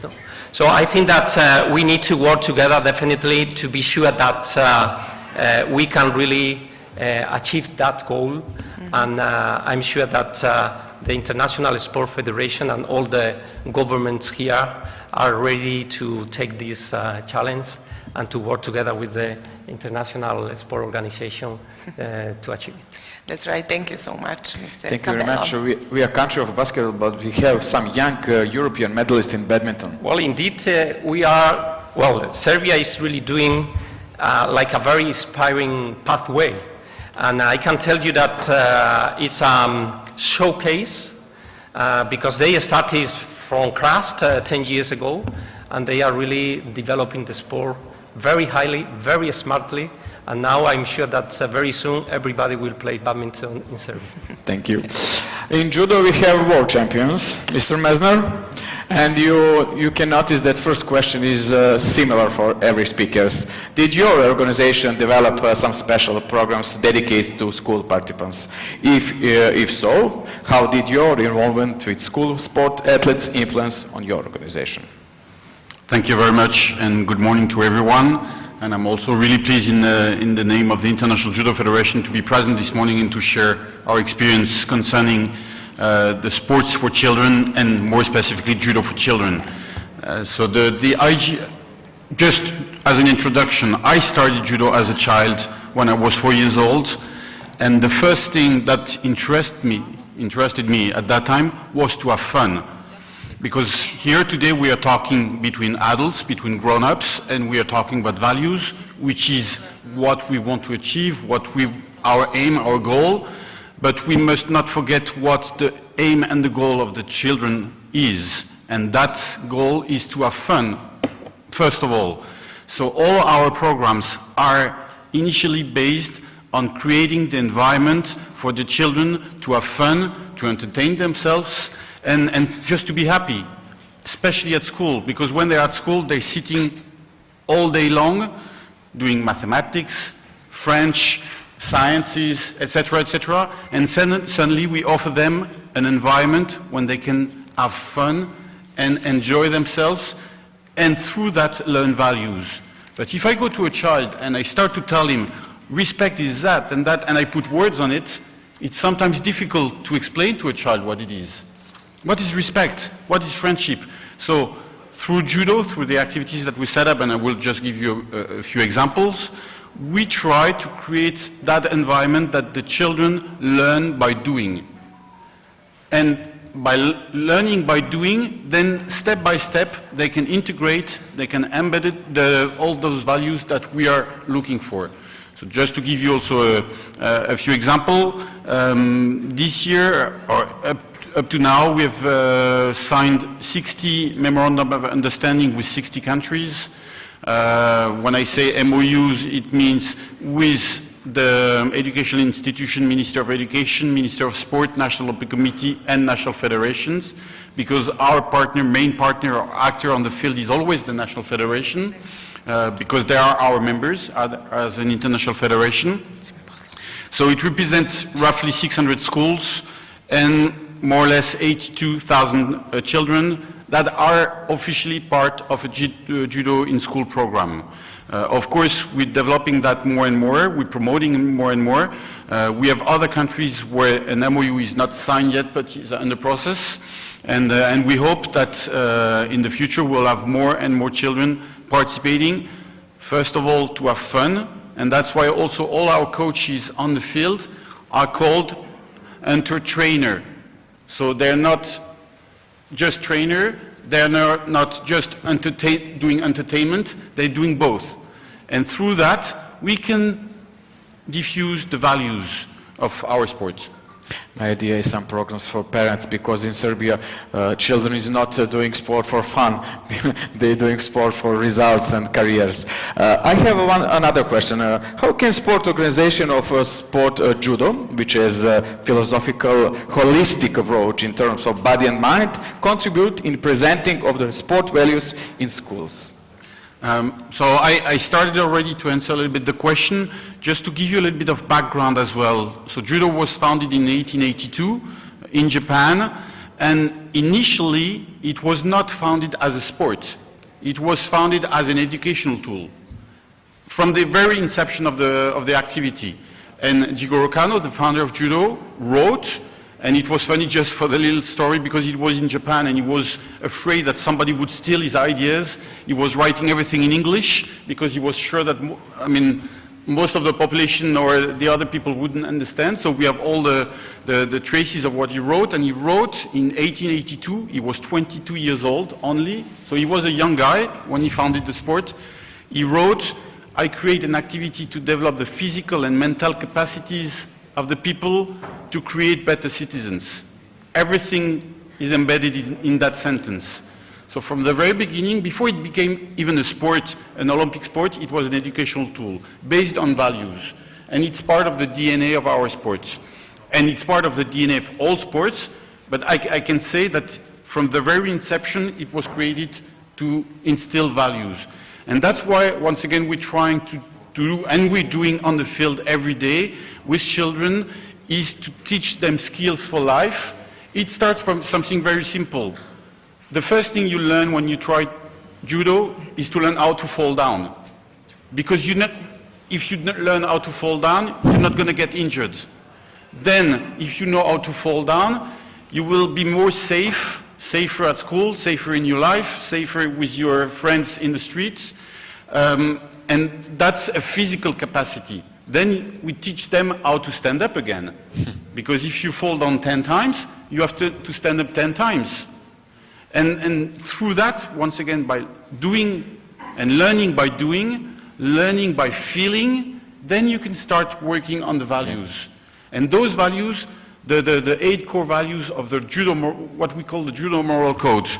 The values are simple: friendship, honor, respect, modesty, politeness, courage, self-control, and sincerity. Those are the values we call the judo moral code values. But I'm going to be honest with you, they are not specific judo values. You need those values. Friendship, you need it every day.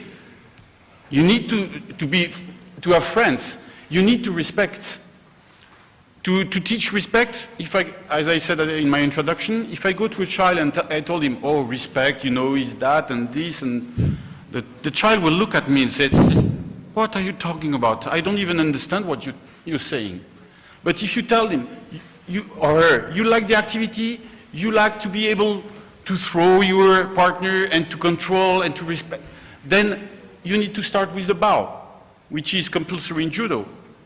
And then, okay, I want to enjoy, I want to have fun, so I bow. At the beginning, he doesn't really understand the reason why, but then step by step, he understands that without that respect sign, that respect element, he cannot practice, he cannot have fun. And that's how the process starts to integrate those values that we need in our daily life. So through our activities, through our programs, we teach what we call skills for life. And included in those skills for life, you have health lifestyle. I'm going to repeat myself a little bit. If we go to a child and say, it's better if you do some activity, okay, we'll look at you, I have children. If I go to them and I tell them, it's better if instead of being in front of the TV, you go and play a little bit something, they will look at me and say, yeah, but still, TV is better. But if I take them, if I make them feel better after having done a bit of activities, this summer I went to the Alps, to the mountains with them, and we were hiking. And after 2 or 3 hours of hiking, we would come back, they were a little bit tired, they said, oh, that was nice. I really enjoyed it. I discovered something.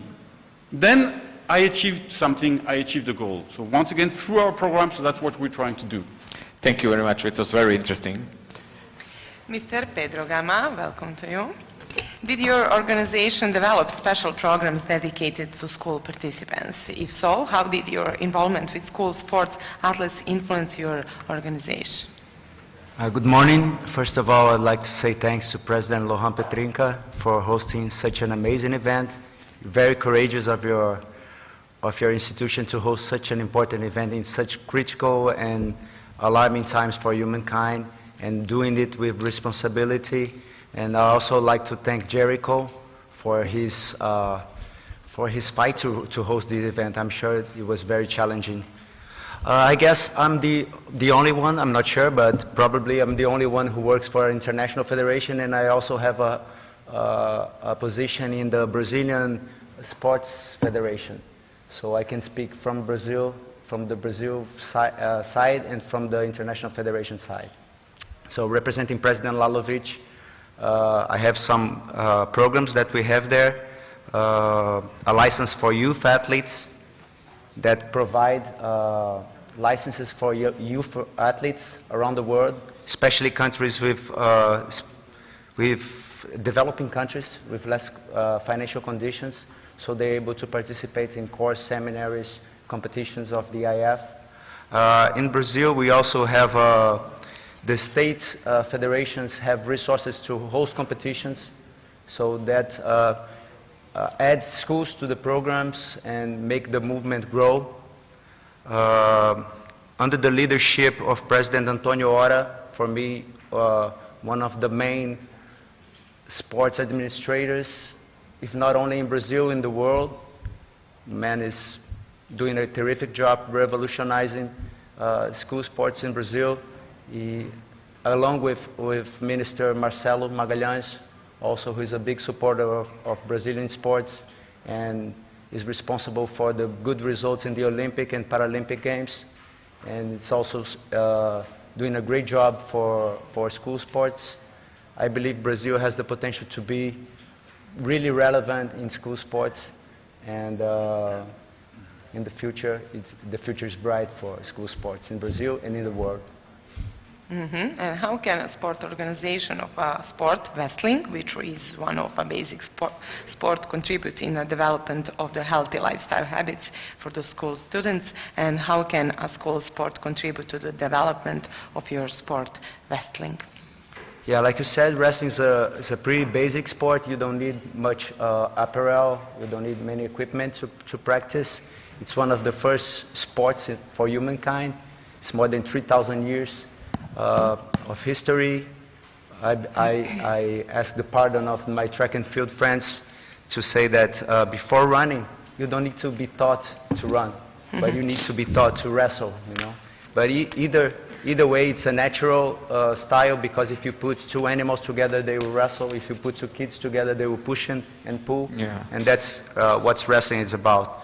So we have a really nice program called More Than Medals in UWW. supported by the IOC and the Olympic Solidarity. It received the prize MBR Creative Sports Award for Best Initiative for Summer Olympic IF. And it aims for the retention of talents in a very important age of 15 to 17 cadets, like we call it. And it teaches values besides the maths values, you know. It's not only technical balance. You are taught about nutrition, discipline, and what you need to do to become a champ in life. Like my colleague said, maybe you don't have an Olympic champ in this program, but for sure you have a good citizen, a future administrator for wrestling or for a good company, for a big company, and you have a better person, and you contribute to humankind. In Brazil, we also have a program, a partnership between CBDE, which is the Brazilian School Federation, and the Brazilian Federation. That's why wrestling was one of the sports chosen to come here. And they recognize the importance of wrestling as a basic skill for development. And I'm very thankful for that as well. Thank you very much, all of you. Ms. Talonkara, Mrs. Zaglis, huh? Is that right? Yes? Yeah. Mr. Cabello, Mr. Mesner, Filho, for these interesting exchanges, which I'm sure that will generate more ideas and even more projects. A round of applause for them, please. Thank you. Thank you very much. Thank you. It's a pleasure, sir.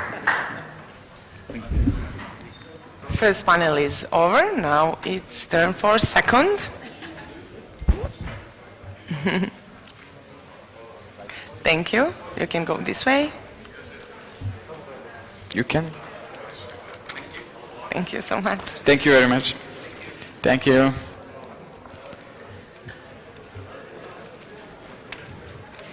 Thank you very much. Ovdje sad mogla pauza. Čekam ovdje. Thank you very much. Okay.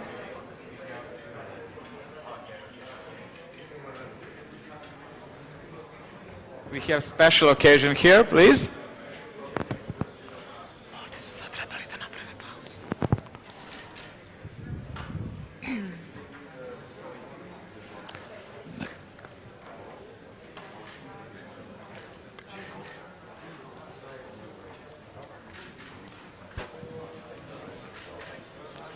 Exactly.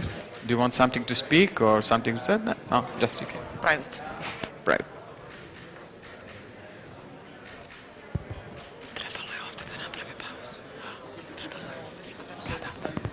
Switch. Switch se ti to.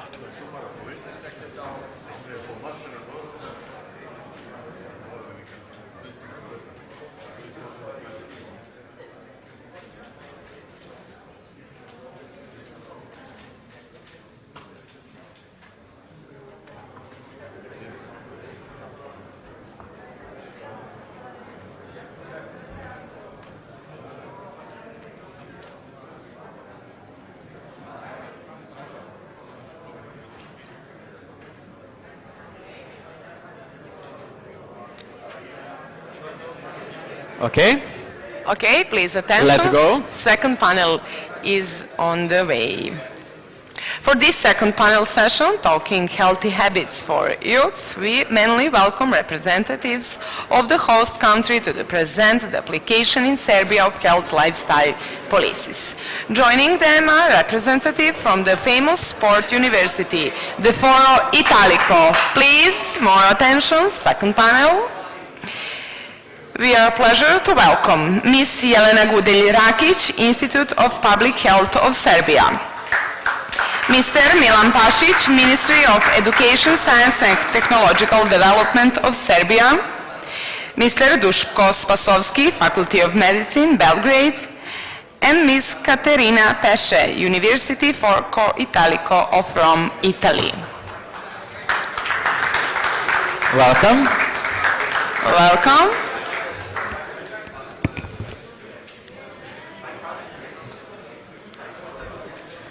Idemo četiri ili tako? Jelena Gudelj. 4 imam, tako da. Svi su tu. Okay, let's start. Questions for Ms. Gudelj Rakic.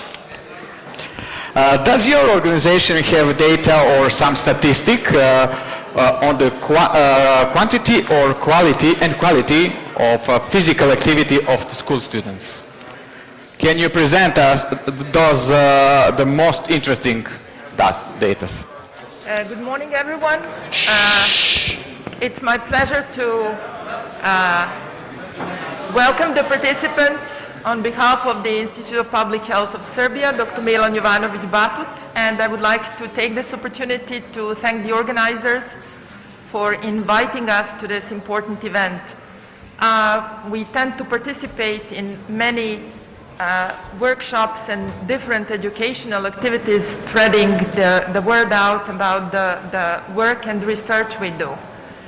We are a research and educational institution, and Institute of Public Health of Serbia has a long tradition of performing different researches related to health status and also health behaviors. On this occasion, I would like to stress out the research we have been doing since 2017 regarding the school children. It's an international study.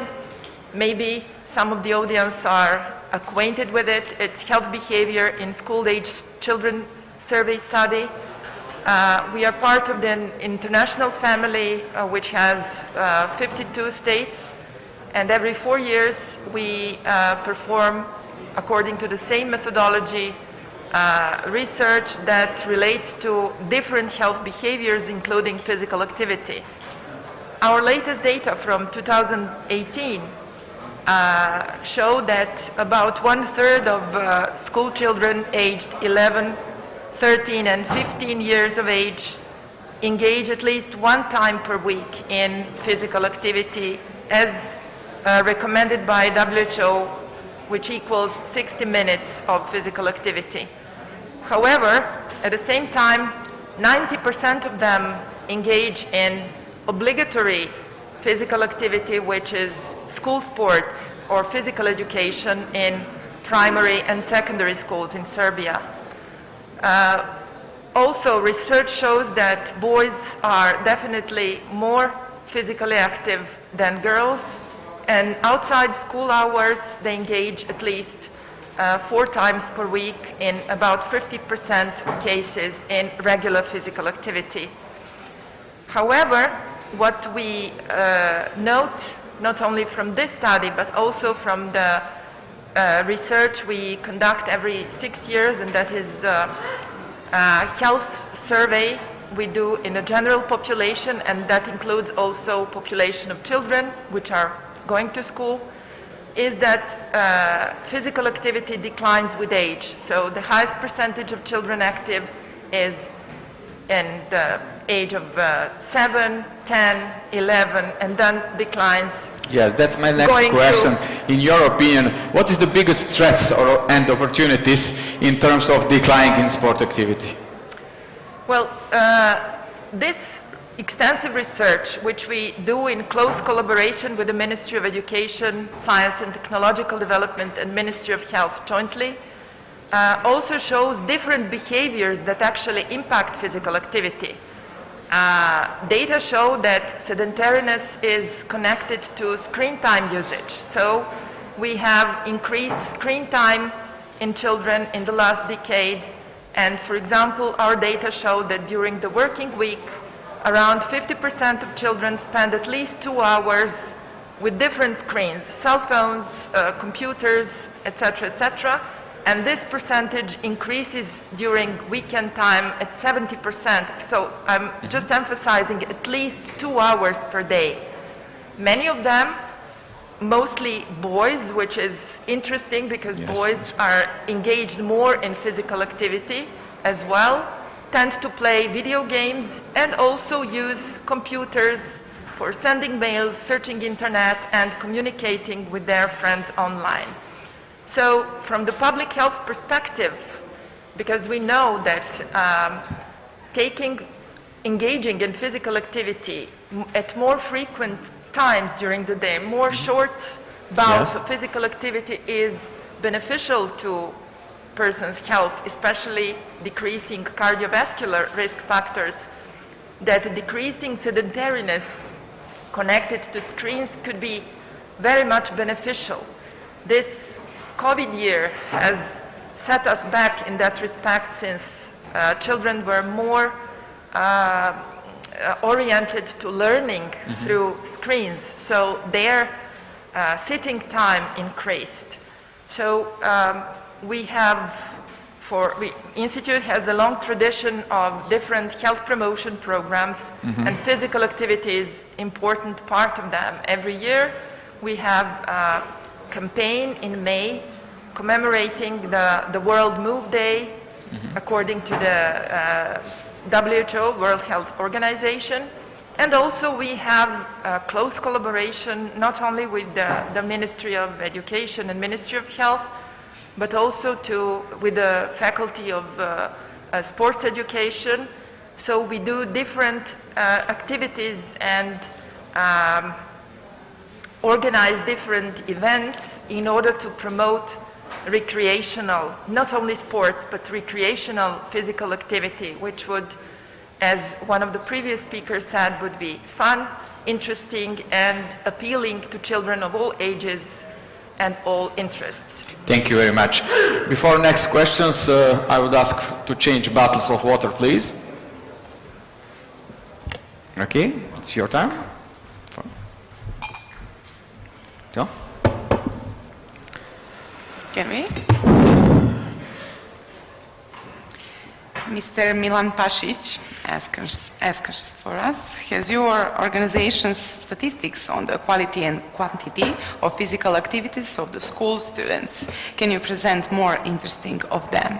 Thank you. Good morning to everyone. Thank you for inviting us to talk about these topics. First of all, thanks to President for great organization this event, and Serbian School Federation about all activities and preparation for this meeting. First of all, physical education in compulsory subject in primary and secondary schools. In the first cycle of elementary education, first to fourth grade, 3 PE classes are raised per week in the school year 2007 to 2018 instead of physical education, in accordance with the request of Ministry of Education, Science and Technological Development. New school subject name is physical and health education was introduced to 5th grade pupils, with conditioned in preparation of 2 classes of physical and health education per week and 1.5 classes of compulsory physical activity. The program of former subject of physical education selected sport has been now compulsory in the pupils compulsory physical activity 1.5 hour classes per week and integrated in the curriculum, supplemented with new content. The program of this school subject is aimed at the development of physical abilities, acquisition of motor skills, abilities and habits of theoretical knowledge. The program contents include the following: athletics, floor and exercise using upper sports game, rhythm gymnastics and folk dances. In addition of physical education classes as the basic organizational form of work, other organizational forms or work have been also revised, which should be contributed to the acquisition of those skills and habits that are relevant for the everyday life, and they are carried out at school or extracurricular activities like collective exercise and pedagogical work, optional activities, extracurricular outdoor activities, excursion trips, cross-country camping and ski trips, schools and other competition sports, activities of importance for the social environment, course work methods. Also, in addition of number of PE classes, content of physical education program, number of pupils, and teachers' competence, facilities, and equipment represent one of the factors that affect quality of physical education. Colleagues Jelena talk about some data and statistics we also do in our schools with cooperation with our faculty in sport and physical education. The research involved 12,476 primary school pupils of the 3rd to 8th grade regarding motor abilities. The obtained result are consistent with findings of the similar studies conducted worldwide which have confirmed the trend that boys, also Jelena says, regardless of their age, demonstrate better motor skills, except for flexibility where girls are very dominant. Also, the level of physical activity and energy expenditure in the adolescents from the urban environments in Serbia in relation to adolescent physical status and gender measured by direct assignment using CVA device.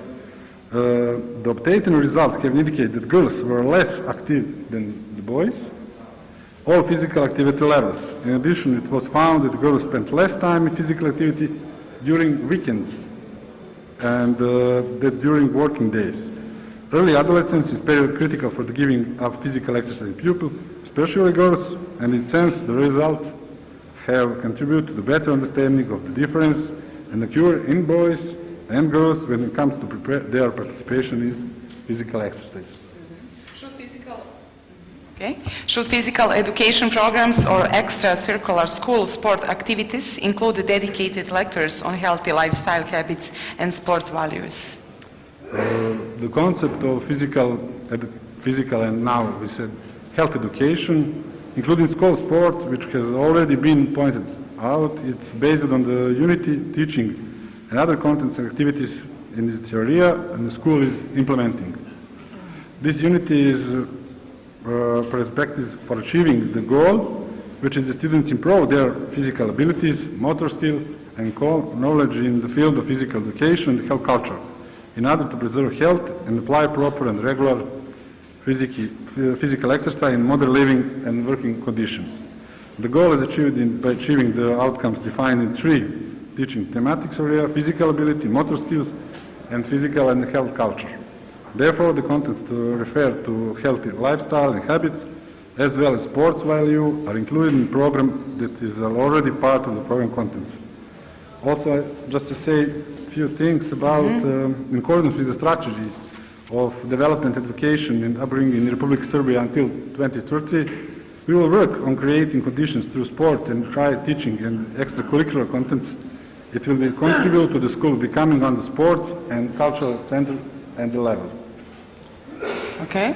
Do you have something more to add, or that is all? I'm open to questions of interested. Okay. Now, ask questions for next. Okay, Mr. let's Lučko. go. Mr. Fasovsky, Faculty of Medicine in Belgrade.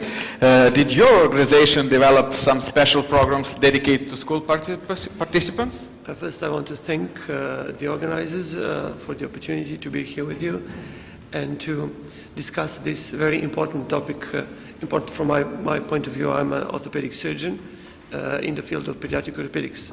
So what school children do in their physical education classes as well as in their sports and their life is really of much influence to our work. But also this question is a little bit broader than I expected, because I come from actually 2 organizations. The first one is orthopedic hospital I work in, which is actually part of medical faculty, and we really did cooperate and had some activities like orthopedic surgeons and registrars have been helping doctors in screening of children, school children, and this orthopedic status of children was measured very thoroughly and precisely. So plenty of kids actually during these screening, annual screening exams in their schools actually discovered some deformities, some orthopedic problems. So probably we helped a little bit with this. But also I come from a sport which is a non-Olympic sport, but the largest boat sport in the world, which is the dragon boat. And thanks to the authorities in sports area and as well as educational area in Belgrade, we are this year for the first time establishing trial, like a pilot study of getting school children into dragon boat, because many of children, as my colleagues already said, drop out from popular sports, basketball, football, volleyball. And usually many of them do not continue any other sport. They turn to the sport of screening, you know. Yes. And for these kids, Dragon Boat, which really is very, very easy to do, is a good opportunity for them to keep occupied, to maybe have maybe a sports career, but a sport lifestyle. Yes. You give me intro for not all the questions. Okay, I will start with, is this offer of school sport activity wide enough to keep everyone motivated motivated by sport activities? Well, as I said, yes and no. It depends on what the school can offer. Some schools do have like a lake or river. Yeah. Some schools are beside some big sport facility. There are popular sports which are obligatory in our schools, popular in Serbia, team sports. But many individual sports are also very popular in Serbia, but can hardly go into schools. But you know, like mathematics and language and other classes, they have classes and they have homework. Yes. Why don't physical education can have a homework? Like for instance, you have some sport activity or physical activity or some corrective activity like your homework. It's completely normal. If you put it this way, then like children are obliged to do homework in mathematics, why don't they can have an obligation to do homework in physical activity? Why not? Very good suggestion. Very good.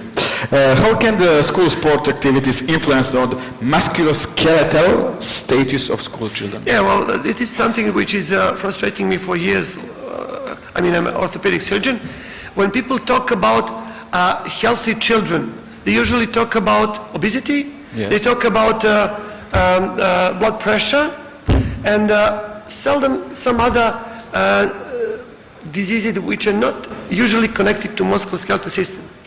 My friends, 97% of school children in Serbia, which are regularly like average healthy, you know, Serbia, have orthopedics problems. Usually minor orthopedics problems that require only guidance. Small portion of them require orthopedic intervention, operative, non-operative. But we have to deal with it. And because, who can do that? Because, you know, there's not too much surgeons with free time to go to schools and to examine children, or perhaps time in our examination rooms in hospitals for healthy children to come for some checkups. Then we decided to address professors of physical education, which usually also serve as coaches.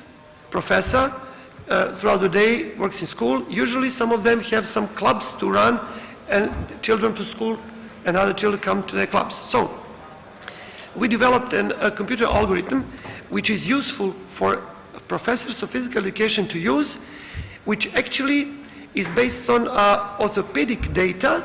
Professor can very simplified and when he screens children, very similar to what he really does in his PE classes, computer algorithm pinpoints problems which are in the field of orthopedics. So technology really helps, and owing to goodwill from Ministry of Education and colleagues over there, we are going to try a pilot study, a broad one, in Belgrade, to see how can we cooperate and make the most of it. And I wanted to another thing to say, you know, last thoughts. There is no children who is not for a sport. For every child, there is a perfect sport for both musculoskeletal status and psychological status. It's only a question whether this sport exists in his town. But the biggest problem, and maybe the best thing we can do, is to refine the selection process, how to advise the children to go to this specific sport, which can probably contribute to correction of his deformity, which can contribute to his mental status, maybe biochemical status, where this child should feel like he or she is at the right spot. This selection process is very important, and I, myself and my colleagues really cooperate with the coaches and somewhere with the professors, how to give enough data, how they can spot, they can recognize these elements which influence this selection process. That's it. Thank you very much. I'm a sport journalist and I will promote this idea with sports homework. I very like it. Thank you. No? Yes, thank you. From Italy, Ms. Caterina Pesce, benvenuti. Grazie. What makes the joy of moving methodology so unique? Is there any specific sport discipline which is more suitable for children to practice? Yes, so I think every model is unique. Our uniqueness may be in the ideas and how they were embodied. I say first how they were embodied. So this is a private-public partnership. It might see at the surface look like as, okay, as an academic I got granted, and the corporate can gain visibility through this activity. But the true soul which made it, is making it so successful now in scaling up around the world is shared value. So there is a shared value for holistic child development. And it's not the case that they choose me because when I was young, I was participating to school sport games. I was PE teacher in my past in a poor public school in Rome. Then I landed in the academic world, almost incidentally, but my heart was beating always for physical activity and sports for all. This is not the case that I enjoyed it so much when I saw that in your PDF of the forum, I found when you cited properly physical education may foster academic achievement, that you cited a paper which is of mine, Alvarez Bueno. So I like it not because I need a citation, but because I needed to embody my ideas. I hoped that my ideas could inform policy development. So it's nice to see that partially these ideas are circulating in this way.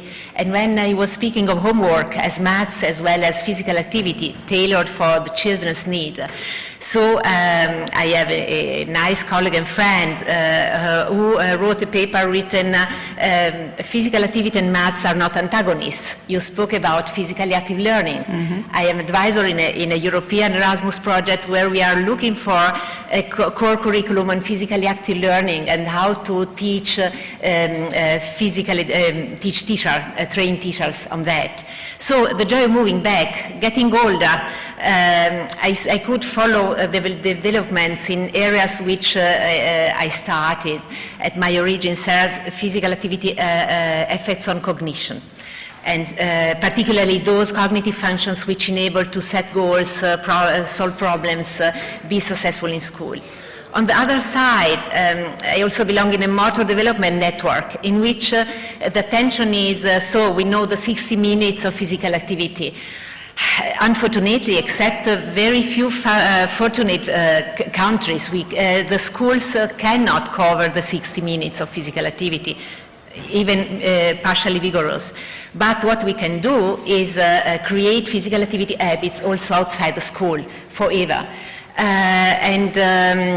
If you hear sentences as my memories of physical education where I was happy when it was over.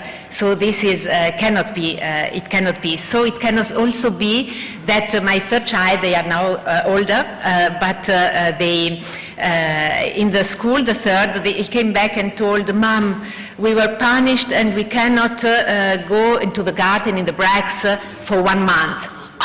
And they told, what did you do? And they told, yes, in the garden we run. So I don't want to hear it any longer, that the punishment for running in the breaks. So activity breaks, physically active learning, this all belong to the joy of moving. And the awareness which is growing in the public health arena that not fitness is relevant for children, this is not the final goal, but the very important thing is creating motor competence, because the motor competence and feeling competent, having fun while moving because I feel competent, this this is the driver to have an active lifestyle.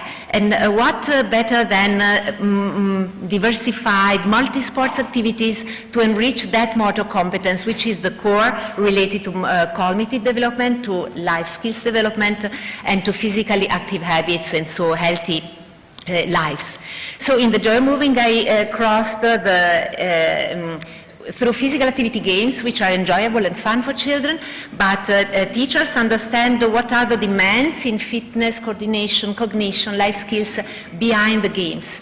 And then we create variations together with the teachers, and through the variations you understand that if you vary to increase some cardiovascular fitness demands, in the reality you are also targeting getting moved at the coordination parts, the cognition part. So the interconnectedness of the demands, and so in a broader way, whole child, whole school, whole community.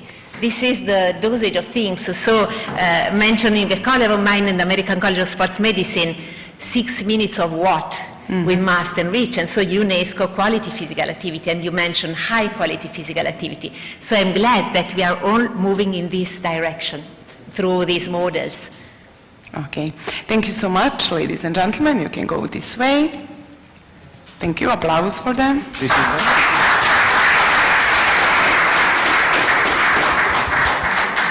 Or on that side, okay.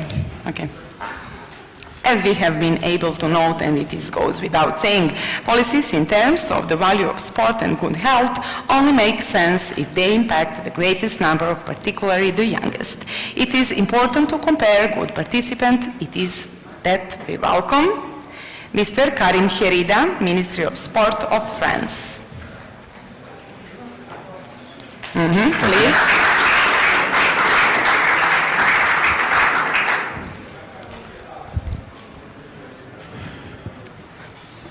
Distinguished member, dear guest, excuse me for the tie. It's the French school attitude. Someone tell me it's the French school attitude to bring you to the lunch. More seriously, talking about sport at school in France needs to start from a report about dramatic growth of the sedentary lifestyle in our development countries. A report about the dramatic growth of disease linked to the lack of sport. This phenomenon affects France like many other countries. Half of French say that they do not practice physical activity. Dear guest, remember that the chair kills. 85% of teenagers do not practice the minimum of 1 hour of physical activity that is recommended to become healthy. 4 in 10 children spend more than 2 hours of screen time per day. This serious situation was taken into account in the decision of France to host the Olympic and Paralympic Games. The challenge was not only to host the biggest and most popular event on the planet. This political choice was made to place sport at the center of the concern, at the center of the political agenda. You know, I know, all sports promoters know how difficult it is to build sport public policies. Thanks to the transmission of the flame last August to Japan and the beginning of the French Olympic Games, we will more than ever talk about sport in the history of his whole country, and which will serve all the activity of sport that we are. This is priceless. The government chose to engage behind was choice for sports and choice for French youth that we call Generation 2024. This commitment took place at the very beginning of the Ministry of Education.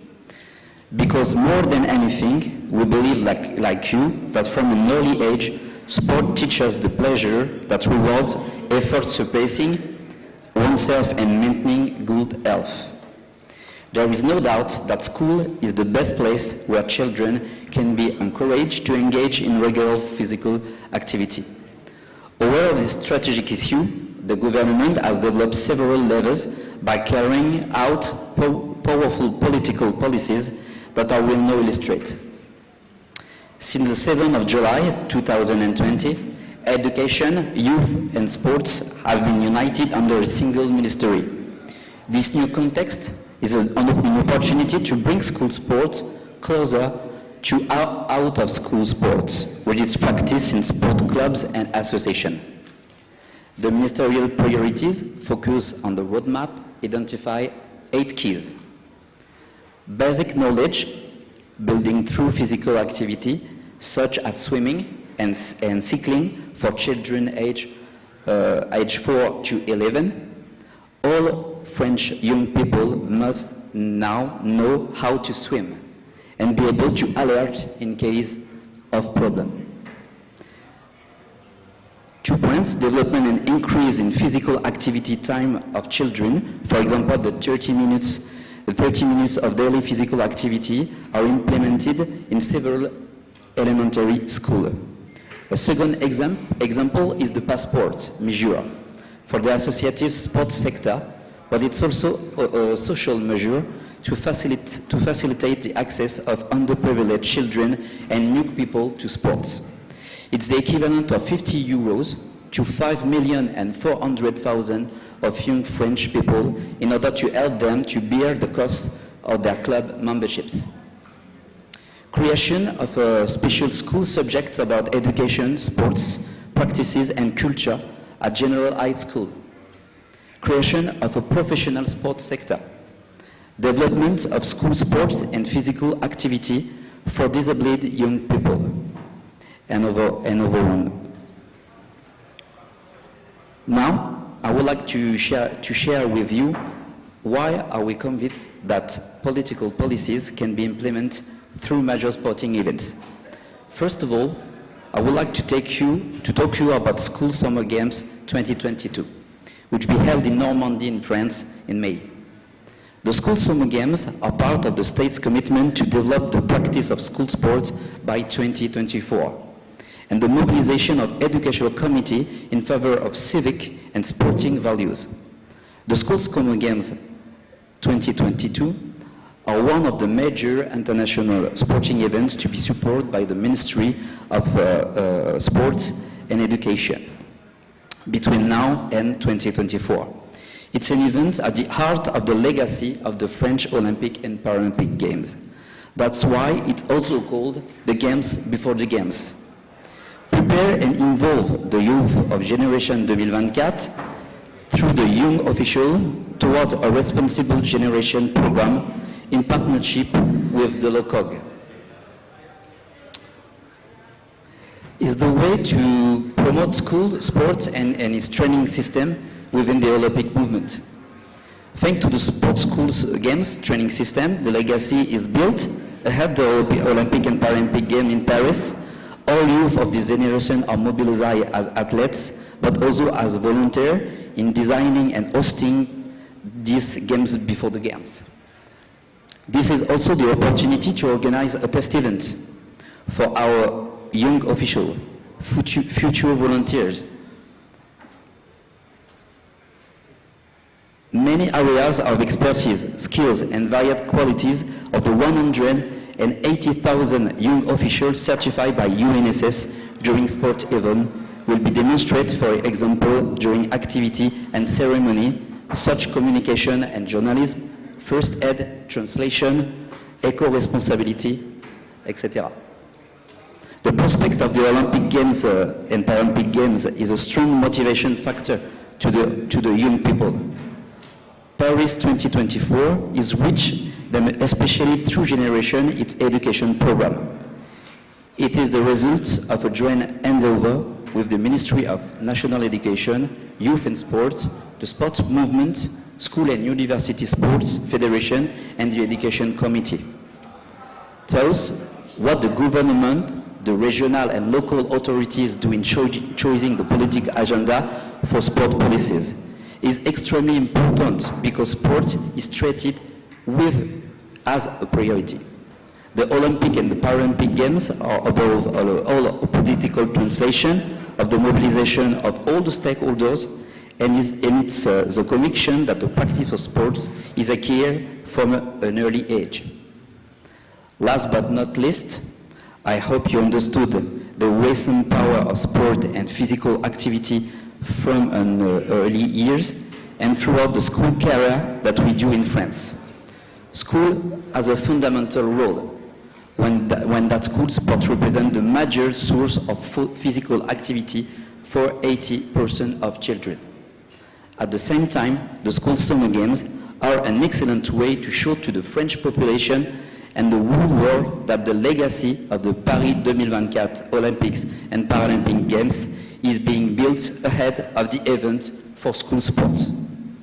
The challenge is not to move from a nation with taking part in sport to a real sportive nation. Olympic and Paralympic Games contribute to this goal. Thank you very much for your attention. See you soon in Normandy. We work hard to propose a great moment of sport, of fun, of fraternity. Perhaps we have the picture of the bridge. Thank you. This bridge is a famous bridge in Normandy. It's also the lane that we are building together to lead this generation towards sports and towards the Olympic Games. Thank you.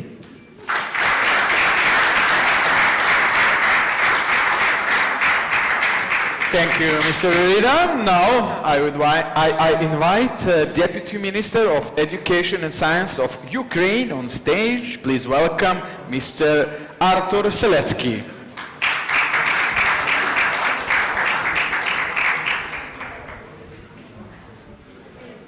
Доброго дня всім. Я радий вітати вас всіх в цій чудовій країні і хочу перш за все подякувати за чудову організацію змагань. Good day to everyone. It's a big pleasure to welcome all of you here, and I would like to thank to everyone for a great organization of the event. Пріоритетним напрямком діяльності Міністерства освіти і науки України є забезпечення фізичного виховання та спорту. The priority direction of the Ministry of Education and Science of Ukraine is the provision of physical education for youth. Серед учнівської молоді. For youth in Ukraine, as it is the fundamental base of the healthy nation. Що є фундаментом здорової країни. В цьому напрямку міністерство визначає стратегічні цілі. In this direction, the ministry defines the strategic targets. Створення умов до здорової рухової активності та популяризація здорового способу життя. Creation of conditions for physical activity and healthy lifestyle. Забезпечення доступності спорту для учнівської молоді. Provision of availability of sport for youth. Формування цінного ставлення до власного фізичного здоров'я, спортивних і духовних досягнень. Creation of value-based attitude to physical health, sport and spiritual achievements. Гуманістичних цінностей і патріотичних почуттів. Humanistic and patriotic values. Формування позитивного іміджу держави у світовому співтоваристві. Creation of positive image of the country in the world.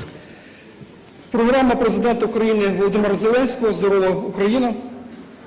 The program of the President of Ukraine, Mr. Volodymyr Zelensky, Healthy Ukraine, передбачає створення здорового шкільного середовища. Foresees the creation of healthy school environment.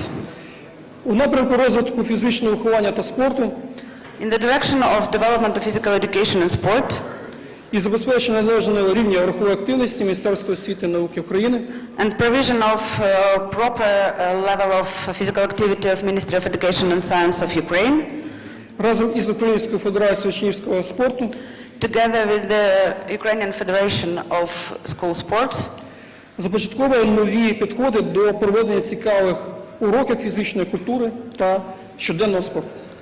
Initiates new approaches to interest in physical education lessons and just sport for everyone and for every day. У напрямку фізичного виховання in the direction of physical education використання на уроках фізичної культури моделів з видів спорту. We are working on the usage of models on kind of sports during the physical education lessons. Цікавих естафет Cool Games. Different disciplines in Cool Games. Челенджів, флешмобів. Challenges and flash mobs. Квест уроків змагань. Different integrated lessons, quest lessons. Рухових хвилин та рухових перерв. Active breaks. Проводили змагань з кіберспорту, але обов'язково поєднуючи їх із руховими активностями. We are also dealing with the e-sport, but the important thing is the combination of e-sport with the physical activity. Проведення цікавих для учнівських масових спортивно-масових заходів. The running of interesting sport and sporting mass events for youth. Зараз на екрані ви бачите коротенькі ролики, як в Україні відбуваються спортивно-масові заходи, рух «Це здорово» та Cool Games. You can see on the video how in Ukraine we conduct sport and mass event. Movement is great and Cool Games. На цих заходах було залучено 500 тисяч учнів. About 500 school children were involved in these events. Просто уявіть собі, 500,000 учнів. You can just imagine to yourself 500,000 of school children. В напрямку спорту міністерство працює над створенням спортивних секцій, гуртків та клубів з видів спорту. Our ministry works on the creation of sports sections, different clubs, and it is in the direction of sport. Також міністерство працює над тим, щоб школи співпрацювали з дитячо-юнацькими спортивними школами. The ministry also works in the way that the school can cooperate together with different sports schools. Пріоритетом є і проведення спортивних змагань. Key priorities are to conduct sport events and competitions. А також забезпечення участі учнів у змаганнях регіонального, всеукраїнського та міжнародних рівнів. And also the provision of participation of youth in the events of local, regional, Ukrainian and international levels. Зараз ви також бачите коротенький ролик, який відбувається гімназіади України.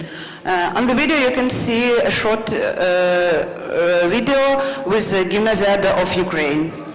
В фінальних змаганнях брали участь учні з 25 регіонів України у кількості більше ніж 2000 учнів.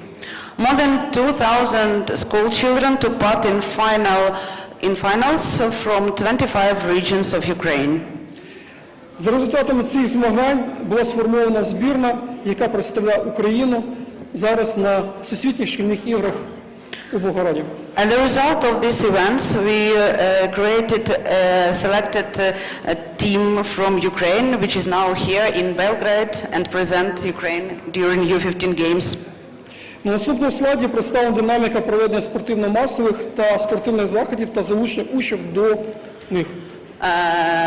In next slide, you can see the dynamic of sport and mass events and the involvement of school children in these events. Як ви бачите, що з кожним роком кількість проведених заходів збільшується.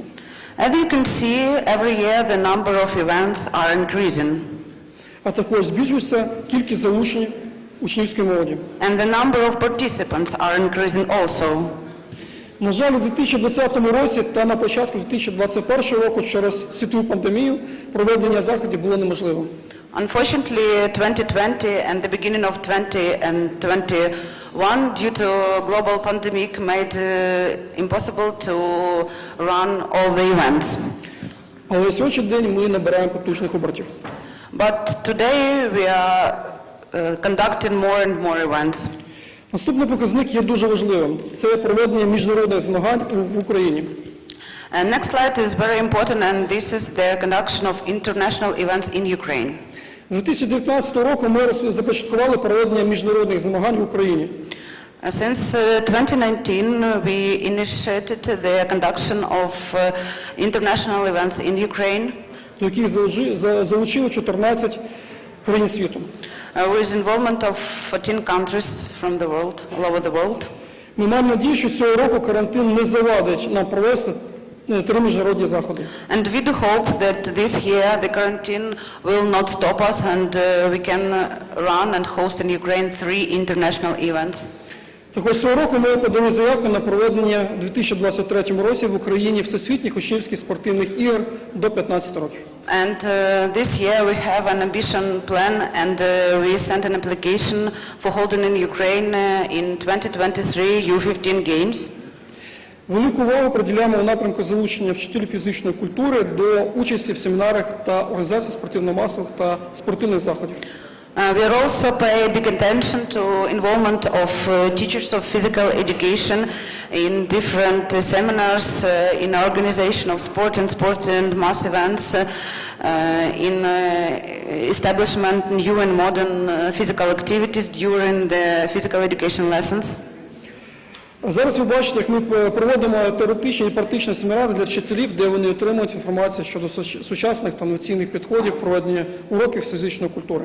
On the video you can see the theoretical and practical seminars for teachers where they got the information how to run modern physical educational lessons with usage of innovational approaches to them. І, звісно, без роботи команди, яка майже в повному складі сьогодні прибула до Сербії, цих всіх здобутків не було.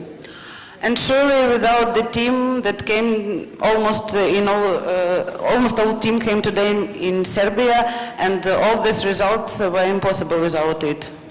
Також хочу подякувати нашому міністру і нашому керівництву з президента України за те, що так сильно підтримують спорт. I'd like to say the words of gratitude to the Minister of Ukraine who supports so strong sport. І особливу подяку хочу висловити Вадиму Стеценку, який очолює наш спортивний комітет, і цих здобутків не було б, якби не було його в нашій команді. And the personal thanks is to the head of the Committee of Physical Education of Ukraine, Mr. Vadim Stetsenko. Without him, we won't have such great results.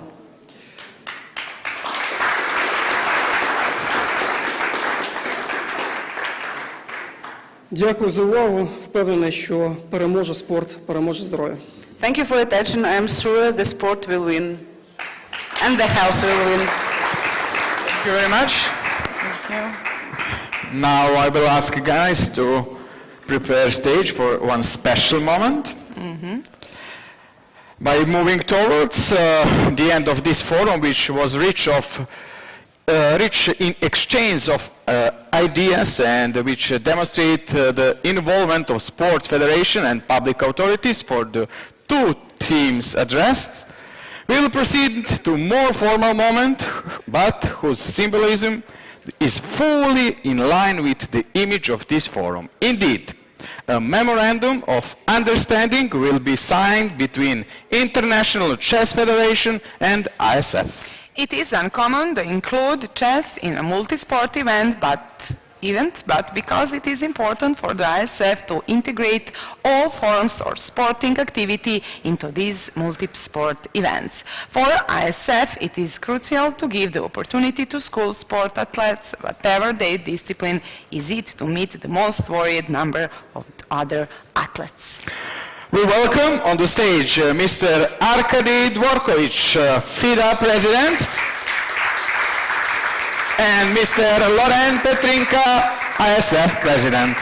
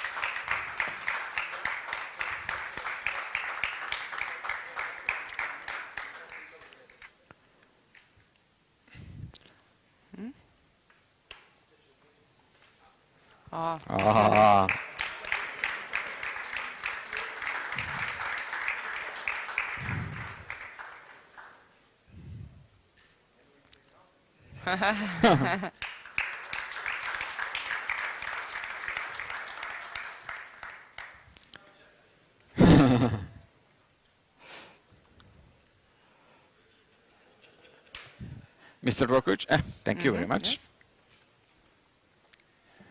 Yes, thank you, dear Laran. Mr. President, I'm really honored to sit at one table with you, signing this new memorandum that will give a path to our expanded collaboration in the development of school sports and chess in particular. We love integrating chess into multi-sport events a lot. We do this all the time, but bringing it to the school level is a special thing for us. And starting from now, we agreed that we will work along all pillars that are priorities both for International School Sport Federation and the International Chess Federation, starting from education, training to big events. And it's our real pleasure to work with your team, with you personally, and do this all across the world, in all parts of the world, both developed and not advanced countries, to bring chess and other sports to the countries and regions that are in high demand for educational activities, sport activities in schools, and also creating good examples of sportsmanship and fair play all around. So looking forward for new ideas, new projects, and we will be an active part of your school movement. So thanks a lot for your trust, and we will respond in the same way. Thank you. Thank you. Thank you very much. Dear President, dear Arkady, your words touch me, and your gift particularly, because to be honest, I am not a player. I can push but I did my maximum since a long time about chess, and I will tell you a small story. When I worked by the past, it was so many times ago, mostly 20 years ago, I started one of my job in French Guyana, which is near Brazil. And the new responsible of education at this time, the rector, we call the rector at it is in South America. The rector was called the Rector Blanquer, that's for the small story. And he told me, listen, Laurent, you are a supervisor. I want to put chess in all the schools of French Guyana. I said, oof, it's quite complicated. I say it will be difficult, etc. So classical administration answer. And he said, no, you didn't understand. I really want to do it because I think that behind chess, all the story that you are telling. And it was my surprise because I will show you some pics. We took the boat, you know, on the Maroni with some representative of the French Federation. And there is no school in the world, there is no college or high school in the world where you cannot find inside the school a teacher who is completely crazy. Because when I enter each school, I said, immediately raise and say, yes, yes, I want to do it because, and in 1 month, we had one representative by school saying, yes, yes, we want to do the championship because we need it, we want it, and we are convinced. So when I arrived in ISF, the first thing we did, we didn't even knew each other, and we put chess in the gymnasiad. Everybody was surprised, well, chess, not a sport, a debate. No, no, forget this debate. It's not our debate. The debate is that chess is good for the kids because of all the arguments that you develop. And so you can count on us, starting from this story, which is really true on the place in South America. You can count on our energy to put the chess at each moment we will take. In Normandy, Karim Herida did a wonderful exposure about the project in Normandy linked to the Paris 24 game. But also in the next event, I am quite sure now that chess is inside ISF and we will do our maximum for the highest participation. So for all of this, the values, the smartness, the intelligence of chess, also the fact that chess is the link between the people. I like a lot the game about refereeing, about auto-refereeing, about congratulating your opponent, etc. There are so many values behind that you can count on us because it is exactly the values of school sport. So, dear President, very happy about this MOU and we will collaborate. it leads to the conclusion of the forum. I won't go too far because everybody is hungry. Congratulations for the organizer, of course, Zletko and your team, Uroš, Boris, all the team of communication, you did better. I invite you to go to Twitter because you have a lot of information. All the stakeholders have been highlighted so you can promote in all your country about this. Of course, I will grade the panelists because we had a lot of experience, international bodies, not only sport, but also global organization. And so for all these reasons, I think we can be very satisfied on it. I hope that all the coaches, all the international delegates in this room who were very attentive, as I saw, and very satisfied, I hope you can use this knowledge and, in order to develop more and more the sport values in your system. Thank you very much, and see you at the opening. Thank you. Thank you so much, gentlemen, and thank you for attending this forum. We warmly thank two speakers for their insightful and inspired comments.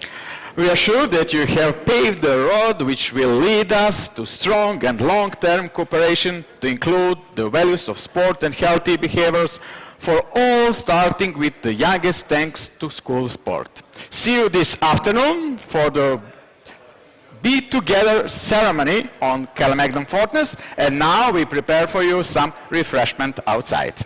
Thank you very much.